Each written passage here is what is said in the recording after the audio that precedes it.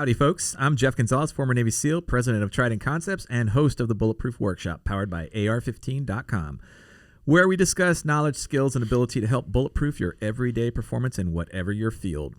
Welcome to Podcast 010.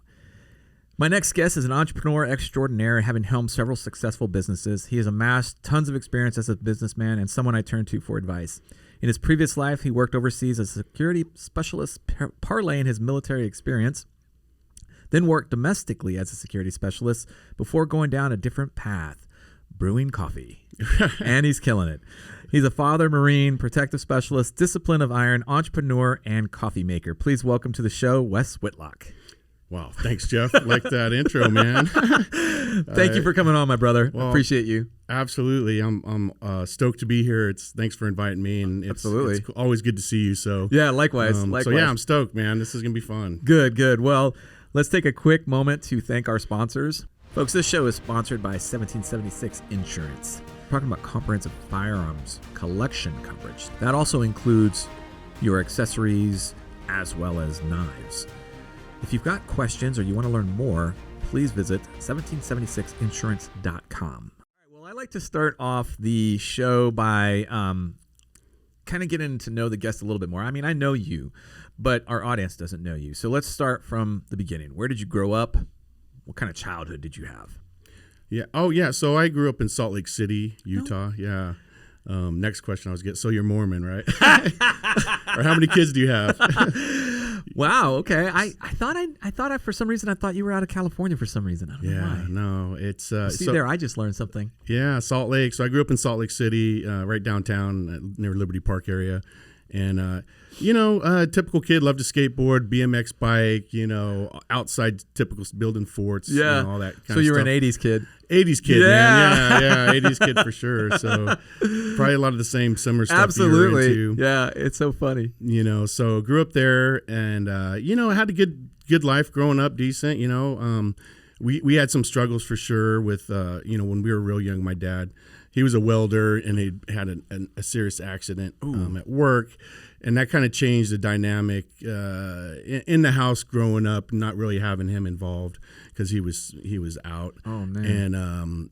And my mom working 3 or 4 jobs, and the whole 9 yards. So, and I have kids now who I'm in a position to where I can, really do a lot for them that I couldn't do when I was younger. So it's a hard balance because you don't want to give them too much. You don't want to do too much for them. You want them to go through those pains and those learning experiences, and and that's how I grew up. And I was never, sharing bathwater and just stuff like that, with your family members. Yeah. Like now, I never, you might do that in the military once in a while, so you always prepared for that. Yeah. But just stuff like that. So at a young age, I learned the value of work and prosperity, making money, stuff like that. So I was that kid that was jumping in dumpsters, finding Coke cans and taking them to the the recycling place. Back when we could actually do that. Yeah, I remember the bags. And you just jump in dumpsters with your buddies. Yeah, I used to collect the Pepsi tops that had like monetary value to them. Yeah. There was the little flip tops. I used to go in the parking lot of the 7-Elevens or the little, back then it was a Mr. M's where I lived, and I would just kind of wait for people to come out of the store and then pop those things off and run over to where they were to see if they had any money value to them. And I think I got like a $25 one time, and it was like, woo, I hit the lotto. So I remember doing similar stuff. Oh. Yeah, same stuff. The Big Gulps, remember the Big Gulps had the thing too. They had a little tab. If you cut that out, you could turn it in for 5 cents or 10 cents or redeem it for something at 7-Eleven. So all those little things that are out there to, make money. And one day this was my first job. It was 6th grade. I was walking home from school, and remember, the light poles people would post, jobs and stuff like that. And I saw an ad on there. It was like, go to Disneyland and make money, no age requirements, this, that, and the other. And it had a picture like Mickey Mouse on it. Like some dude hand drew this thing, So I get home excited and, get on the old phone, the rotary phone. The rotary phone, the yellow one, and I still vividly remember this, man, because I think there's certain times in your life, just for whatever reason, you remember those moments, and called this guy up, and he's like, all right, hey, I'll pick you up at 6, and we're gonna go sell newspaper subscriptions. And I'm just like, okay, cool, And this is the 80s, back when who was that murderer was running around? There's a lot. Fuck, I can't think of his name. But anyway, it was during that time, and he was actually living in Utah. Not to tie into all that stuff, but this guy would pick us up in a Volkswagen bus. It'd be me and like 12 other raggedy looking kids I didn't know. And he'd drop us off in different neighborhoods. He's like, I'll be back in 3 hours. Here's what you say, go to the door. And he had to memorize this script. I'm so-and-so trying to sell newspaper subscriptions. And if I get so many, I get a trip to Disneyland, whatever. So, he'd drop us off in these neighborhoods and we just go door to door by yourself at night after school, usually not in the best neighborhoods, and you're knocking on doors to sell people my God, stuff. how old were you? I was probably 12. Yeah. Because I look at my kids and I'm like, no fucking I would way. never let my kids go get in a Volkswagen bus with some random dude and some other scraggly looking kids, So, I did that kind of, learned the, kind of the appreciation for, going door to door and finding your way and getting kind of pushed out there and being scared, like, oh shit, I don't, know what to say or do. And you just kind of figure it out as you went. But that was really my first job. And from there, I'm like, oh, cool. I earned all this work. I earned $10, you know? Yeah. And the dude is Greek, so he'd bring us some pita bread at the end of the night. And we were freezing. He'd throw us these pita bread. We're just like in the back of this bus eating this pita bread, I love it. And so I kind of, from there, just always shoveling snow, finding ways to make money. I was horrible in school, man. I absolutely hated school. So, just that kid that couldn't get it. Like I was not that kid. I had to learn in different ways. Yeah. So I was put in, the slow kids classes. Yep. So then, my thought of myself was like, man, I'm messed up. But I knew inside, like, no, man, that's not me. But what I could do is I could work hard. I could find other ways to, really move myself forward. But I just really learned to hate school. I think a lot of it was teachers too. And, now when I talk to my kids and they talk about their teachers have a big impact on what they say and stuff like that to 100%. kids. And then when you don't have that support at home, because I didn't, my dad was sick and my mom was hustling, so you don't have that encouragement when you get home, like, hey, listen, that's all right. So kind of had to learn my own way, trying to better myself and stuff like that. And all my friends were, little skateboard kids, they're all probably mechanics now, or, they never really did anything. So, by the time I was in high school, I was always a hard worker and a pretty good kid. I wasn't out doing anything horrible, but, we'd jump the fences at the local swimming pools and ride our skateboards and get chased out, go to the 80s malls and then go into the parking lot and go down with our skateboards, dodging cars, go to the arcades. I love it. Oh my God. So I first of all, there's like I can almost like I'm seeing so many memories come flashing back of kind of like my childhood. We would have been hanging out for sure. Oh hell yeah, for sure. I mean that like I had a hard time at school, and what's so interesting, and I try to pass this to my boys, is that you have to find your own way of learning. There's the way that the schools want to teach you to learn, and that's going to work for a lot of kids, right? Maybe a lot of kids, I don't know, but like I did not do well at all in school, and I figured out ways. Like I came up with my own system of how I had to learn, because I needed to pass this grade so I can get to the next grade so I can torture myself for another school year, kind of thing. Dude, so like that is visceral to me, because I can remember feeling like, man, I'm dumb, something's or I'm wrong with me, man. Exactly. Like, and then I just was like, okay, I need to figure out, like, how do I do this? And it wasn't easy and it wasn't pretty, but I managed to get like a C+ out of high school. And that was feeling great. I'm rocking it, man. I'm doing good. Anything above a D is a home run for me. So it's nice to see that that I wasn't the only one, but also that I believe that was instrumental in helping me to be successful in my once I got to my young adult life in the military, and then after the military, because just learning how to learn for me made such a difference. So Yeah. it's good to know that, there's others of us out there. Well, yeah, and that's just it. And I was the same for me. Like I knew I had the drive and discipline to do well in things. Like I knew it wasn't laziness. Like, oh, I'm not lazy. I would like, fuck, man, I don't long division. Yeah. Dude, where do you put up, the reindeer and all that? I couldn't grasp the concept. So you just start pulling yourself away. Like, I don't get it. And, when you're going home, there's no, like my kids now have after school programs, there's a lot of resources now to help kids out. So, by the time I got into high school, at that point I figured out, I want to join the military. Like I saw Full Metal Jacket. I'm like, dude, I want to do that. Nice. That's speaking my love language here. I love that. That is so awesome because that's a pivotal film. So many people that I've talked to that impacted them in such a profound way as far as their future, and many of them, again, like yourself, followed that path, joined the military. You had said something earlier too about the impact that teachers have. And I'm just reflecting back, and I can think of like 3 teachers that I can remember by name, what they looked like, even some of the clothes they wore in class that had a positive effect on me. They weren't the, like some teachers would just focus on the kids. It's triage, in a lot of cases, it's triage. And so I don't. And they have a hard job too. Exactly. I don't blame them for it. If I were in their shoes too, I'm like, I got to do the best I can with the bell curve here. I'm doing what I can. But there was a couple of teachers, 3 of them that I remember. One was a summer school teacher that I had to go to summer school for because I did not do good the previous school year. But he really made a positive impact both academically and as a young man. Yeah. And that was another big thing. Like he was a good, like I obviously had my father, my uncles, and my grandfather as a male role model, but they're family.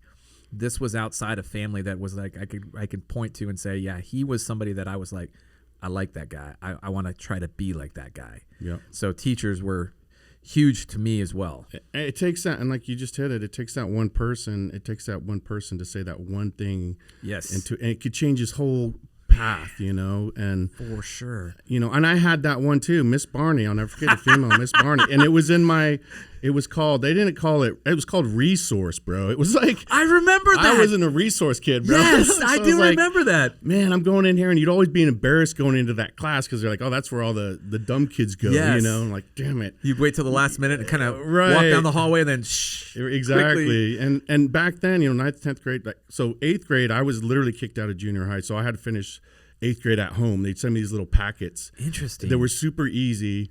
And I remember I'd wake up in the morning, I'd watch like Fall Guy. Remember Fall Guy? Yes! And I'd do these little easy pamphlets, and then it was just a way for the school to say, let's get this kid out of here, but let's give him easy work. Yeah. It was whatever. But and then I get into high school, 9th grade, just 9th, 10th grade, hardly even went. Just we'd go to school and we'd go take off, go to the park and ride our skateboards or whatever. And all the kids I hung out with were dysfunctional kids too, kind of, you gravitate towards certain people. And, so when I saw Full Metal Jacket, I was like, man, and now, the sense of man and adventure or becoming a criminal is between the ages of 16 and 25 is when you're most likely to go down one of those roads. Your testosterone's at its highest peak. You're just really starting to learn about life and coming out of your shell. So you could take a really bad path, you could take a really good path, and use that natural ability that's happening within you to really do well or really do horrible and go to prison. You know? So for sure. We're humans and we're men, and there's testosterone flowing. At that time, you're very easily persuaded. So, and I saw that movie and I was like, man, I want to do something. And I think adventure is everything in life. Without adventure, there is no life. We have to have adventure, and especially kids that are challenged that way. Know. And I think that's, now when I look back, I was like, you know what? Back then I might have felt a certain way, but I'm so glad I did, because I was different and I've been able to do so many things. And what I'm finding is the pattern I talked to a lot of guys, same, just like us, man, just like a lot of guys that have done some, in my opinion, pretty significant things with their lives. have all kind of come from, they were different growing up. They kind of walked their own path, and, they developed their skills as they went along. So I find that that pattern a lot with guys that I think are pretty cool and doing neat things, Well, so it's so funny to hear you say that, because I have, like, part of the objective or directive with the podcast is to try and get with people and understand what were their trials that they went through. Like, talk about the trials and what they did to be successful through those trials, and share those with the audience, because I think that's what's important to me, is like trying to help people. Like, I'm learning every time I do a podcast, I'm learning something about not just the guest, but like what they did to be successful. In your case, there's a lot, and I can't wait to get to all of the other stuff in later life, but like a movie like that. Like, I think back to my time period as well, and like Full Metal Jacket came out like just after I joined the military, so it didn't impact me as much leading up to the military, but in the military, it gave me insight into a whole other world, because I only knew the Navy. Yeah. Like, all the other branches were, there was like a curtain that I didn't see behind. Well, back then it was like that, because they didn't have the internet. They didn't have access to reach out to guys. Hey, Jeff, I want to be a SEAL. And totally. We didn't have so that. Different. So that movie was so, and it was also so visceral with how honest it was, and how, like, it was like probably like it was like the Saving Private Ryan of our generation. That movie was just so, like, it was very realistic, and so the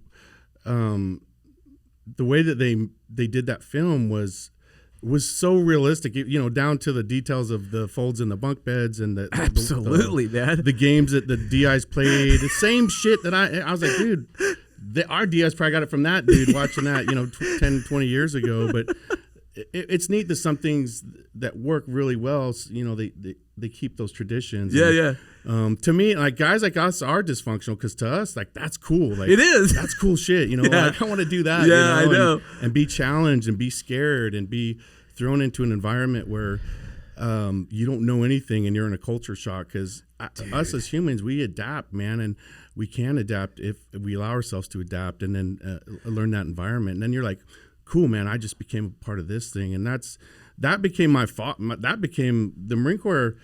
Yes. I was the guy literally before that. I was a guy in jail 2 weeks before boot camp. I was that kid where the judge was like, it was me and two other buddies went down to Moab, Utah.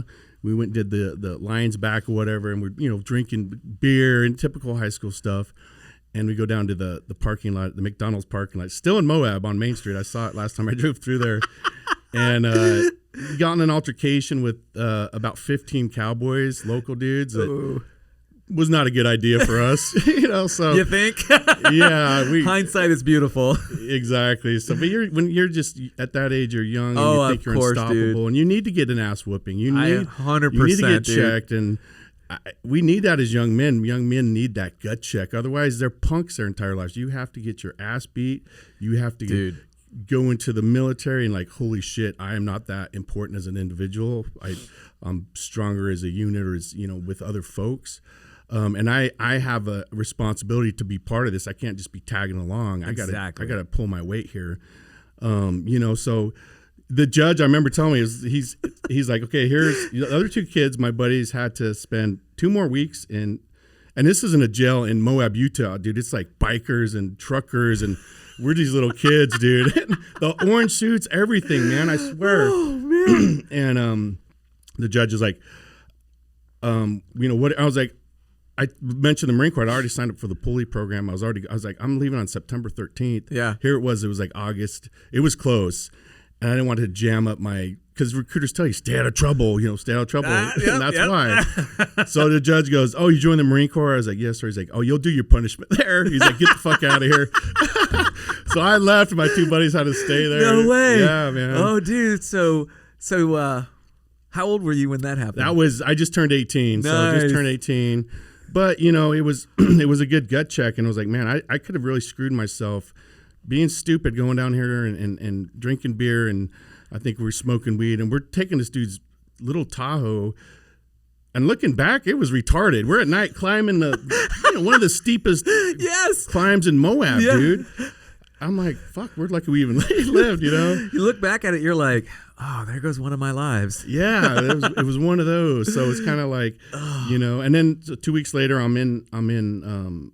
First time on an airplane, by the way. No way. Yeah, first time, and that, like, for a kid like me and a lot of guys coming from, we drove different everywhere. areas of the military. Yeah, you drove everywhere, and you didn't have money. We were going to Hawaii and Disneyland. I wasn't that kid. Man. Like, we never had that. So getting on a plane, and just walking down the aisle with your brown folder, and all your instructions are in there, and you're just like, where do I sit, and just being, kind of like, okay, here it goes, we're going, we're leaving this little tiny world here, which you think is big at the time, and then you get off a bus and you got these giant freaking monsters terrifying the hell out of you.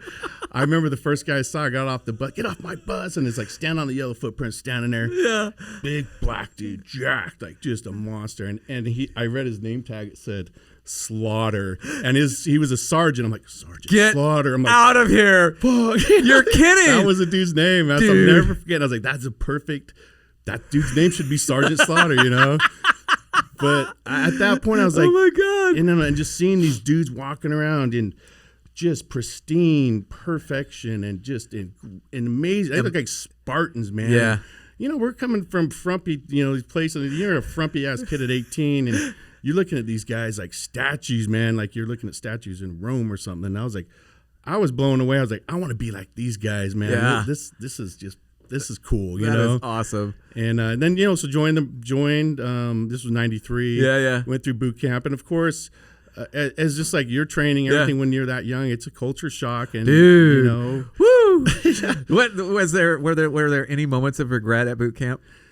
Not regret, but a lot of stuff like reflection on missing certain things. Like that's because when you're, I say, you get away from my family. But when you're like, man, I miss my mom. I miss my family and things that you just take for granted when you don't know because you're a kid, and then you leave it and you're like, those things are important, and you reflect back to that. So, but other than that, no, I loved everything else about it. I loved it, man. And I was like, this is my father, man. Like, and now I know how to harness all this crazy shit inside of me. And they're direct, and that's all I needed, to be directed, and then I could excel at things. I'm like, man, I'm pretty good at this, and your confidence level goes up, and you start feeling empowered, and you start feeling really good. I know the military is not for everybody, but for me, it was a complete life changer. Man, like when I went through boot camp, like culture shock doesn't do it justice, because I grew up. It's like a nightmare. Yeah, almost. It's like a good, bad nightmare, I had a great childhood, middle class family, did all fun stuff, and then boom, the moment you step onto, the recruit training center, and like in my recruit training class, there were like two people that had significant problems with boot camp. Like they were. And they were not having a good time. Oh, one of them actually got pulled out. Like he was just an emotional mess. Like he could not, that culture shock that you're talking about, he just like could not adapt to it. And I remember thinking, I'm like, oh man, dude, is that going to be me? Is that what I can expect? And then I was like, nah, man, I'm good. This is like, I was afraid because everything is new. Nothing you didn't, unless you've been through that experience, you have nothing to draw on. You can watch videos and talk to other people, but until you actually are living that, it's new. So there was so much unknown, and like the fear of the unknown, not knowing what to expect. Yep. And like I remember missing my family.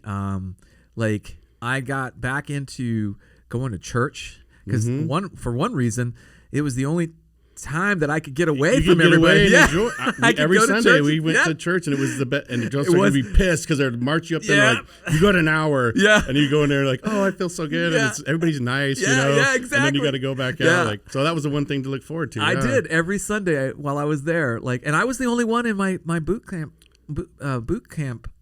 class that went. I marched by myself, like. Sure, like, they're missing out. Yeah, I was like, hey, I don't care, I'm going, see ya. And that was like one of the outlets that I had. But And like I look back at it, and it was great because, like you said, it gave direction. Like that's what I love hearing, because like structure and direction are fuel for me. When I'm in a structure that I know how far my left and right limits are, and then I have that direction, oh dude, it's just like unstoppable. I feel like I'm unstoppable. I can go until the mission is complete. Yep. And I love that about the military. I know, like you said, it's not for everybody, and I wouldn't push it on people, but man, the value that it offers is more than just, the experience. There's that, I guess, that direction. So, yep. All right. So boot camp, Marine Corps boot camp. Yep. Survive. Go through that, survive, and as you know, back then it was different in the 90s. It was violent, dude. Yeah. Dude, it was violent. I'll bet. I mean, it was back in the day. I had Sergeant Austin. He was our senior DI. We were doing right shoulder arms. So we do a lot of drill, right shoulder arms, left shoulder arms, over and over and over. And it would have to be perfect. And I remember, right shoulder arm, boom, you got to tuck your thumb in your knuckle. It's got to be like quarter or half inch from your head. It's got to be perfect alignment. And he'd come in like, is that, 2 inches from whatever the distance was? Yeah. I can't remember. And I'm like, yes, sir. And he went, boom, and would just hit the side of the rifle and just slammed against her. And he would like, ring, and just like, and he's like, you better unfuck it. And you're like, okay. He's like, is it right? And you're like, yes, sir. And then you're hoping that it is. I can't remember if I got whacked twice or what, but it was like, then I never messed that one up again. Dude. And we used to box back then too. Oh, I know. In the Marine Corps, they would throw you in a 4x4 ring, and they would just like go, just like, dude, and we would, at that time, I did a little bit of boxing and growing up, and, I did pretty good in there. So, I remember it was like second phase or something. And they match you up with somebody and whip that dude's ass. He puts one with the next guy. And I remember another guy, Sergeant Scott, I'll never forget. He comes up and we had a recruit in our platoon, Recruit Harris. He was that kid that was always jacked up. He was always late. He was always, he was just a mess. So he got in the Marine Corps. Those guys get really messed with until they start pulling themselves up. And I remember he comes up to me, and this is old school. He's like, "I'm putting Harris in there." He's like, "You better fuck him up." I'm like, "Yes, sir." I'm like, so he puts me in this ring, and he's standing behind him on the other side of the ring, the DI, and he's looking at me, and he's going like that, and I'm just like, so they blow the whistle, and I'm hitting on this kid, and when they blow the whistles, when you're supposed to stop. I'm just beating the shit out of this kid, and I'm waiting for the bell. I'm feeling kind of bad, and then finally they blow the whistle. But, this kid went through hell. We would march around when we'd mess up as a platoon doing a drill, you'd be punished. Yeah. And that kid was always, we'd all get punished, but I would never forget, they took his underwear, put it on his head, and he was marching, no clothes on, just his underwear, and he had to march with the guide stick, just belittle, just oh my God, making you feel like you're less than dirt, and this, I just like, dude, I do not want to be that guy. I do not want to be that guy. I do not want to be that guy. So like, and I think there's value in that. I know that times have changed and maybe that's not acceptable anymore, but what I can recall was that exact emotion. I do not want to be that guy. I'm going to do everything I can to do everything right. So that I'm not that guy. And that's like, I don't think that, because every class has got somebody like that. Maybe not to the same extent of that one recruit, but there's always one guy. There's always that one guy. And the goal is to just not be that guy. And the only way to not be that guy is to be hard charging forward, making the right decisions, doing the right things. And then you find yourself, oh, okay, all right. There's like there's a buffer zone. You're not peaking at the top performance, but you're also not at the bottom in the trough being dragged through hell. There's that bubble that you just stay in the whole time. Yeah, right on. Yeah. So that get through all that. So that was another pinnacle point in my life that changed the dynamic of my life. Going through that, I was like, all right, cool. So I get out feeling great, you feel like you're unstoppable, you feel pretty damn good. And you go back home, all your Jody on the Block and all those guys are standing. You're like, you know, look at me. I remember I went into a gas station. I did recruiting duty for 10 days. So after you get out of boot camp, they offer you 10 days home leave if you help the recruiters and do recruiting duty. Nice. So I'm like, cool, I'll do that. You go to high schools and talk to kids, and you're near Charlie's, you know, like, hey, you know. So I pull into the gas station. I see one of my buddies I grew up with, and he's in there changing tires. And I'm in my Charlie's, you know, and he's like, whoa, like, what happened? You know, well, oh my God, you know, you're in shape, you're feeling good, and he's in there changing tires. And that day he went down. I got my first sign on. You're kidding? I got that dude to sign up, you know, which was an easy sell, you know. Yeah, well, I mean, it's brilliant that it's great marketing on the Marine Corps. It is fantastic. Or the military. It works in a lot of positive ways. I remember the recruiters that came to my high school. And like it was, I can't remember what it was, like a career week or something like that. And they were there, and they had in the cafeteria, they had everybody, like all these different organizations, and everybody would always badmouth, oh, the military recruiters, blah blah blah. It was like a stigma. It was getting scary when they show, ooh, there's that dark or like cloud. A negative stigma. Yeah, like you don't want to go down there. You Unless want a you're one of the education. dysfunctional kids like us. Yeah, you want that's cool. Yeah, you want a college education kind of thing. So there's all these colleges there, all throughout the state and stuff like that. And what I remember was the tables that had the recruiters were the most popular. Like all the other tables that had college, admission people there that were like, hey, you might want to come to this college, blah, blah, blah. Maybe there were 1 or 2 people there, but there was usually like 7 or 8 people hanging around all of the recruit tables. Mm-hmm. And that's like, something's different here. Yeah. You know, what's doing that? Why are so many people gravitating towards that? And I think a lot of reason is what we've already talked about. Like there's purpose, there's drive, there's motivation, there's discipline. There's purpose. You feel like, man, I have a purpose here, man. I'm part of something that's important, you know. And I think that's what life comes down to. So many kids nowadays are lost because they don't have a purpose. They don't have a drive. They don't feel part of something important. And that, you know, that did it hurts for my heart. It does, because it's like, you are important. Everybody who's been born, you are important. Everybody is. You are something amazing. It's incredible that you were even born. Yeah. But too many people walk around like wasting their lives, not having any kind of structure, drive, purpose. And maybe they weren't given that opportunity, or maybe I think some people have the drive to find that. Others need to be kind of pushed. Agreed. And then others can be pushed and everything else and still choose to be a shitbag, whatever. Absolutely. So, you know,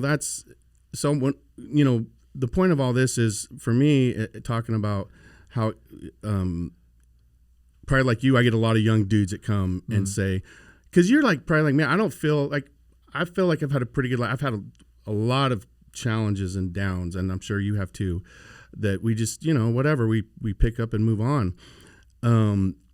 But if you're in a position in life and you're a young man or woman and you feel there's no outlet, or you feel you don't want to go to college, or have, you know, that is an avenue of adventure for you that's there. And like we said, it's not for everybody, but for me and some of the greatest men I know in my life, some of the greatest were military dudes. Yeah. Not saying everybody's, but the dudes that I really look up to and say that is a significant 100%. Man there. And came from similar backgrounds, man. They got out and then they found that, and it's really neat. And that's, you know, not to get in today's politics, but it's kind of a shame to what's happened with that culture, you know. So for me, it was a life changer. Yeah. From there, you know, my problem. So I got out and I was in the open contract. So I had an open contract. So in 1993,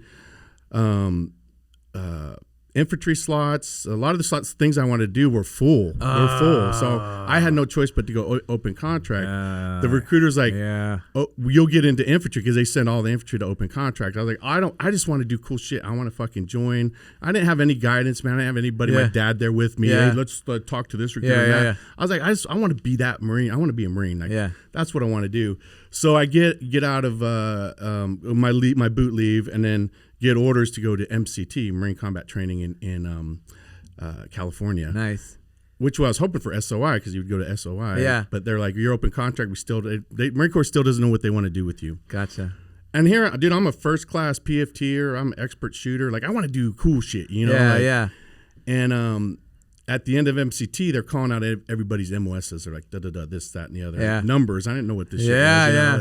35, 31. I'm like, what's that? And like, motor T. I'm like, fuck. Like, I was like, I want to do, and they're like, so I bitched about it, and they're like, just go do your time for a year or two, and then you can maybe switch over. And, so kind of, I was a little crushed at the time. I was like, man, I want to continue I want to go jump out of helicopters and do all this cool stuff. But, I got put in motor T at the time. Oh.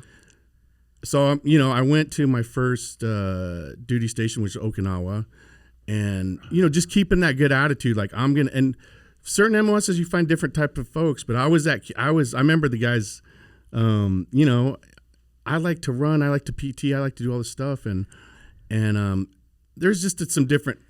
Once you get to the fleet, things change a little bit. Yeah, because you're like, all right, now personalities are coming out on some of these people. Like, yeah, I thought everybody was hard charged, motivated, this, that, and the other, and then you start seeing the true colors come out on just like anywhere in life, Oh, yep. Oh, yeah. And I'm like, I want to be part of something special. This is great, and I'm going to do the best job I can. I'm going to do this really well, learn it. And then I found out about the MSG program, Marine Security Guard program. Some recruiters came to Okinawa, and they sat down. We went and listened to them on Hansen, Camp Hansen. Okay. And they're telling us these stories about this thing and this program. I'm like, man, that sounds really cool. You get to go work overseas. You get to go to embassies. You're doing security for diplomats. You don't fall under just Department of Defense. You're DOS and a DOD. You fall under both. Wow. So your chain of command has changed from the Marine Corps over to the State Department. You have a little bit of a mix. Yeah. And, you don't fall under the traditional military rules in some sense as far as dress, uniform, and addressing officers and stuff like that. It just sounded kind of cool. I'm like, this is. So I put in for it, and of course didn't get it at the time. At the time, you had to do a year overseas and a year in the States before you could apply for it. This was before Libya. Now that's changed. Now they have that program direct for, so that they have a contingent for dudes to react right away. Nice. Besides waiting from guys from Signella or whatever. So back, so I was like, shit, I didn't get it. I applied again when I got back to the States. And long story short, I ended up finally getting in there. Nice. It went through a board. I did have some questions on my paperwork getting in, because I did have some waivers when I got in. Gotcha. So those came up. Oh, yeah. But what was cool was I'm on a board of, it's all staff sergeant, E6 to E9, and I was a E4 at the time. Yeah, I was a corporal. And they're going through your paperwork and stuff, and, then these things come up, like, oh, what was this? You get a waiver for this and that and the other. I was like, yeah, I had some trials as a kid coming up. Some dumb stuff. What can I say? And I remember it was a top, Master Sergeant. He's like, they're talking and stuff. And I really wanted the position. And I felt I deserved it. Like, I was like, man, I've stayed out of trouble. I got pro and conduct marks are perfect. My PFT, everything's perfect for what they need. Yeah, on the paper. Requirements were. Yeah. I'm like, and I had good recommendations from my gunny. So they questioned the waiver, and they're like, it wasn't sounding good during the board. No. And then the master sergeant pulls him to the side, and they talk and come out, and he goes, you know what? You've done a kick-ass job since you've been in. We're going to give you a shot. And I thought that was cool, because I was like, that's all I need. It's that one. It was a one dude. If it had been the rest, that dude hadn't been there, they would have been like, he had these waivers or whatever. Let's look factor, at his past. Yeah, risk, whatever. So that, and long story short, I ended up going in, went to MSG school, went to Quantico, and I was like, man, this is cool, man. Now I'm kind of getting to do some different stuff. Yeah. And I remember driving to like Men's Warehouse. They're like, yeah, we're gonna go get suits today. We're like, what? Men's Warehouse? Holy shit! We just thought it was cool. Oh, man. And then they start calling out your posts. They're like, London, Paris, Abu Dhabi, and then you got like Ethiopia, Eritrea, like all this shit places you don't want to go. So you're just hoping for like, fuck, please something good. Yeah. And they call out Rome. They're like, Rome. Me and this other dude, Pavarotti, I'll never forget this kid. Me and him were going to Rome, No way. Right on, dude. So that's a nice place to go. Yeah, so I go get stationed in Rome as an MSG. Go there. Basically, our duty is to protection of U.S. staff, diplomats, top secret information, and the property of the embassy or U.S. assets that are overseas. So that was our main duty, and it's small. You're working now with like 7-10 dudes. It's not like platoons and companies. It's a very small, so everybody has to pull their weight, in that work. Not only have your duties, but on the side of that, you have your side duties, just like wearing a lot of hats. You're wearing a lot of hats, which is all, and it also kind of like kind of got me into the business stuff too, because we have to run the mess. Like we brought our own food. All the people put their money together, all the the Marines, and then we'd go down to the commissary in Naples and we'd buy all of our groceries. But we had to. In the military, every little thing is accounted, and the green books, Yes, the ledgers, everything, man, and so and you don't want to be the mess guy. Like, please don't put me on mess. Or your side duty's mess. Like, God damn it, because that's a job, dude, outside of your job. Yeah, you're off doing inventory, doing finance. You're paying the cook. You're doing all the stuff. But at the time, I was like, man, I want to be out partying and shit. But I get now, I'm doing this. Kind of the new guys get stuck with the shit jobs. Yeah. But I learned how to. You're running a business. You're running books. You're paying employees.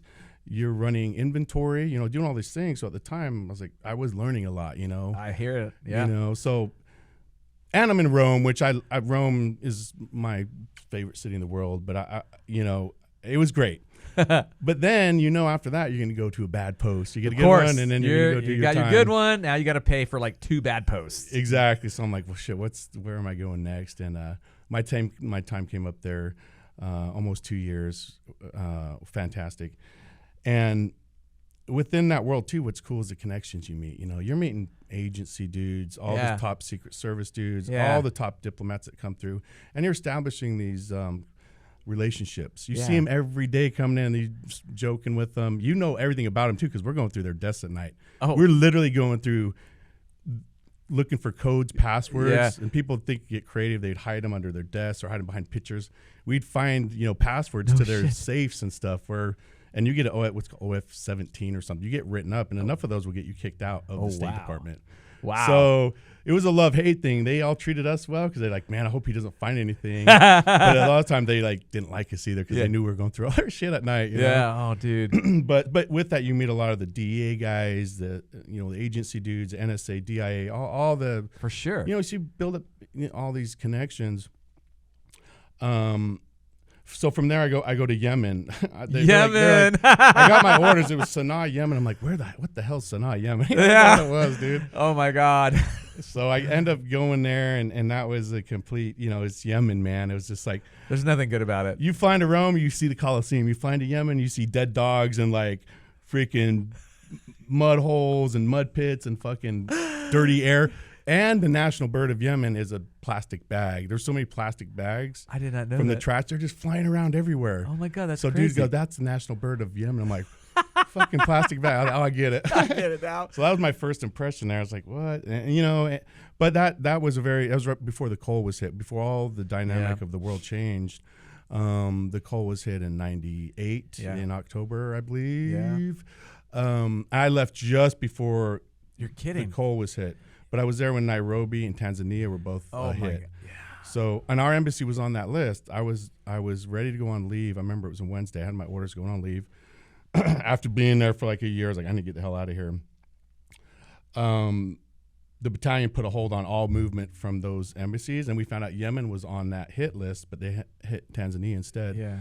So that was kind of a wake-up call. That was kind of like, you're doing your duty. We're doing, our training and everything, but nothing's really happened yet. And you're still kind of in that world where, okay, if something happens, I'm ready and this, that, and the other. And then bad things happen. And when you first start experiencing those things in life, it's kind of a shock. Yeah. You're like, oh shit, this is real, man. Yeah. Like there are people out there that want us dead and don't like us here. Dude.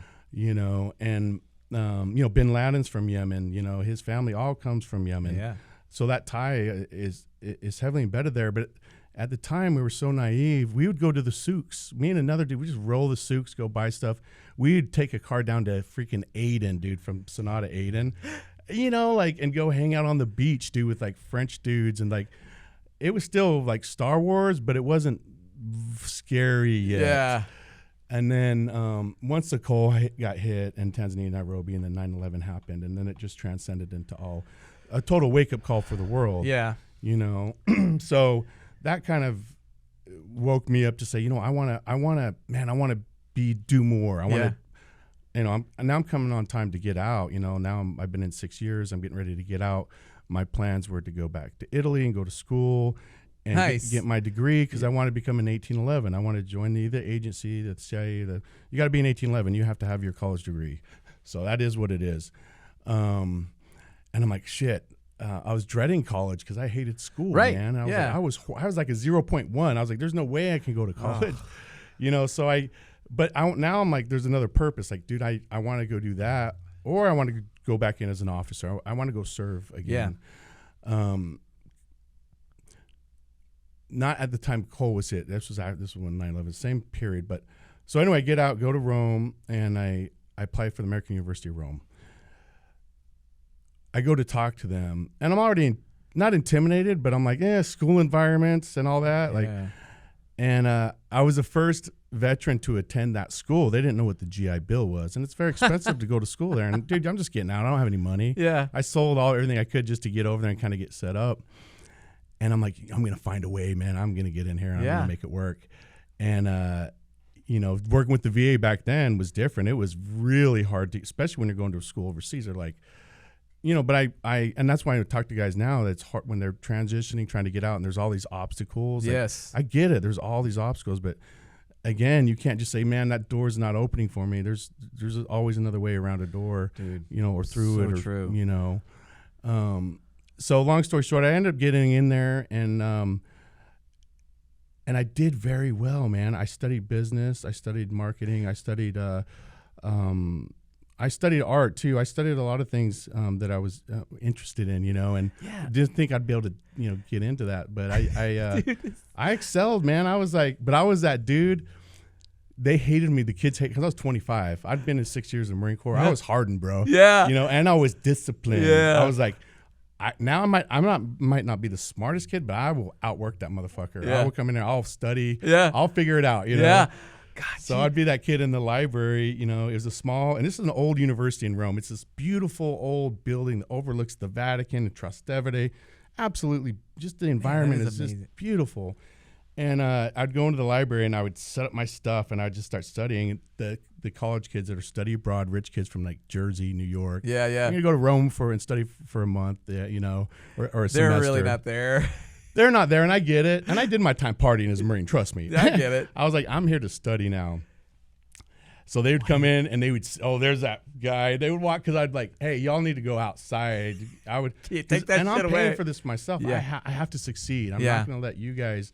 So I got to the point they'd walk in, see me turn around and walk out, because I was that guy. I'm like, I'm not fucking around, you know? Dude, when I transferred to the schoolhouse, you know, I was there a couple of weeks, maybe maximum a month. And the command master chief, a guy named Denny Chalker, you may know him, great guy, one of my huge mentors in my life.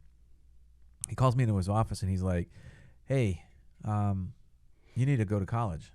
I'm like, "I'm not going to college." He's like, "No, you need to go to college while you're here at this duty station. That's something you need to check that box." You know. He's like, "Let me say it to you another way. Either you go to college or I'll make your life miserable here." And I was like, I'll go to college. And because I was dreading it. Just the same, mm-hmm. I was like, because I had such a bad taste in my mouth from school, I did not want to go to college. Mm-hmm. And it was his kind of like ultimatum, if you will, that I went ahead and enrolled there. I was on North Island. So I was living on Coronado, so I went down to North Island for school. And it was, night times and weekends, so it was abbreviated, but it was fast-paced. And I same as you. All of a sudden, I started to excel at school. And I was really kind of surprised. I was not expecting. I was expecting like, oh, man, this is going to suck. The same thing. This is going to, exactly. So I was like. It's like PTSD from school from like 20 years ago, still lingering. It you did, know? Like, dude. It was really messing with me. But Dude, I really liked it. I was like surprised. And my only regret was my tour ended before I finished my degree, and then I never got a chance to finish it. I'm missing all my lower division stuff, or not all of it, but I like about 6 credits, I think, is what I'm short. But dude, I did. I soaked it up. I was like, yeah, I'm digging it. And that's when I really became, like, I took a different approach towards learning now. Like I used to look at learning as work. And then I looked at learning now as joy. Like, this is bringing me joy. I'm loving learning stuff. Like I nowadays I love learning stuff. I might be kind of like crotchety in my old ways, but that doesn't mean that I don't like to learn stuff. So hearing you going back to school as well, I'm like, dude, this is like parallel in so many ways. No, and having those issues from growing up and facing that. Exactly. That and I think what that comes down to is we've been given at that point the tools we needed to say, I will not fail, I will not quit. I'll be the hardest worker. I'll be here early, first guy. And I tell my kids the same thing. You do that anywhere in life. I don't care if it's the gym, at the range. You be that dude. You might not be the very best, but you're going to do well. You're going to excel. And your instructors and people are going to see that around you. You're going to see that you're putting in the effort. It's going to impact you in ways that they don't understand.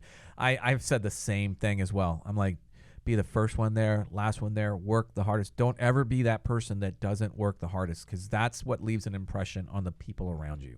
Absolutely. And you would know that better. That's what you guys are all about. It's like, that's how you weed folks out, and it is.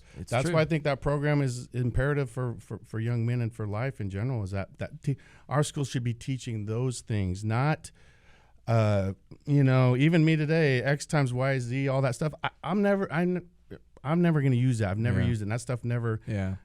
But let's talk about how to do taxes. How do you balance your checkbook? So much. Things that you need in practical life. stuff for life. Practical stuff. Couldn't agree with you more, man. And that was always, my dilemma. And like, I don't want to. First of all, I don't get this stuff. I don't want to put my time there.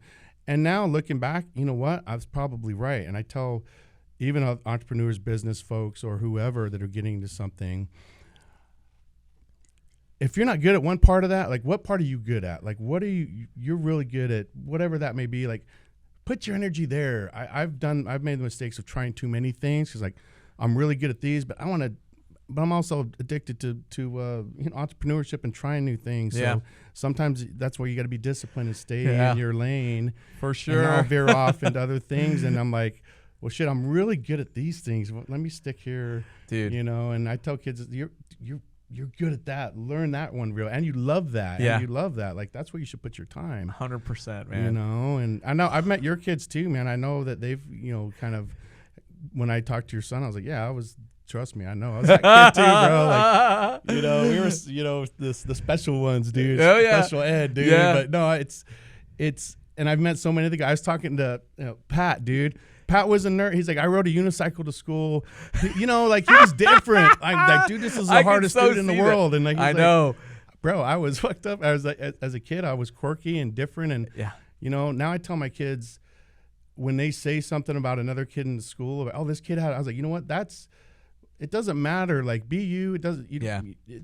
That's the problem with that age, is they get pulled into this, being involved in these groups and this, that, and the other. And I understand, as humans, we have to be in groups and together, but the right ones, not just to be in a group. Totally. Oh, man. Man, that's a hard one too, because there's so much pressure. There's so much, like, you associate certain groups with success, but they really aren't success for you. Right. But you see that. And like, I've had like that. That's a tough time for kids. And I, like, the piece of advice that I tried to give my boys was, like, just remember to stay true to yourself. Yes. And whatever path that takes you down, it's going to be the right path. Be true to yourself, and, don't try to fit in for the sake of trying to be liked by other people. That's where you're going to find your life being hell, because then you're always trying to please other people, not yourself. And you're in hell because you're not, inside you're not really being who you are, so it's punishing you. Exactly. And we've all gone through that, and that never leaves you. Like, you think life gets easier as you get older. It gets harder, man. It gets harder. So it's like, you have to prepare. I look at life now, and when I talk to you, like, use each day, each month, each year is a way to prepare yourself for the future. So that means get smarter, get stronger, get healthier. Be an asset, not a liability, and all the things that you do as best as you can, because that later on, that's going to help you when you have to face something that's very challenging and hard. Yes, you could at least have some foundation laid to where it's not like walking in totally unprepared, because you have to train even now you have to train yourself every day, to to get up and have certain habits to point you towards success and to point you towards the things that you want to do in an efficient manner versus floating around, without any kind of plan or guidance. And that's why people are lost, depressed. They have, that purpose part's gone. And as you know, especially with military, and I face that even as a business dude, and I'm sure you do, and a lot of guys, they get out of something where they feel like that their life's important because their purpose is there. And the most important thing in my for me is having a purpose for others, serving, and that's what we're meant to do as humans. We serve. Yeah. And when you've done that your entire life, and you leave that, it is hard. And I used to the stigmas and all that, but it's true, man. It really is. Even if you're doing great things, like I've been able to do some pretty, I've been able to do okay since I got out in life. But it's still that void. It's still like it doesn't matter how much you make or how many things you're accomplishing physically or whatever it may be. They help, but it's not the same satisfaction you get as, man, I did my job today, and maybe it made this area secure, helped somebody out, or it made things better over here. I don't know. You'd lose that when you leave that world. It's like the veteran transitioning from military service to civilian life. Like, I mean, there's a reason why there's a process, because it's not easy for a lot of people. I mean, some people, it's a drop in the bucket. Good for them. That's awesome. Other people, it's hard because you have become, you're a piece of a machine that now you're going to not be a piece of that machine. And that for me was the hard part. Like the unit cohesiveness, the camaraderie, the mutual accountability that was a part of my community was gone, literally. I mean, as soon as you leave, I have still great connections with my community. I still am active in there. My teammates, both during my time and after, I'm close to, but it's not the same. And I'll bet you have a similar thing. Like when I started to work overseas after the military, it was because I was searching for that. I was trying to find that connection, that cohesiveness again. And I got lucky. And my overseas time period was very, it was a perfect time period with the right people doing the right mission, and it's changed since then. And we talked about that on your podcast. We did, I remember. And so, like, your transition from the military, did you immediately go and start working, finding something to fill that void? Yeah, so got out, jumped right into school, but I was still doing it's called an IRR, Inactive Ready Reserve, some bullshit program to allow me to keep I made friends with the DAO, the attached attaché colonel for the Marines at the DAO office in Rome. I'd established a good relationship with him, so he's like, "Hey, come work for me. We can keep your top secret clearance," because I wanted to keep my clearance, because that's golden, man. That thing's golden, big time. At that time you could go to DC and get a lot of different, just having that, because they're going to train you up on everything else that you need to know. Yep. So I was like, I wanted to keep that, and Colonel John Holinsky, who I'm still friends with today, he'd give me a little project. We'd do the shooting Bretta Cup. I did the shooting Bretta competition twice in Terni, Italy. Wow. So we'd go do stuff like that, and that was considered my ready reserve time.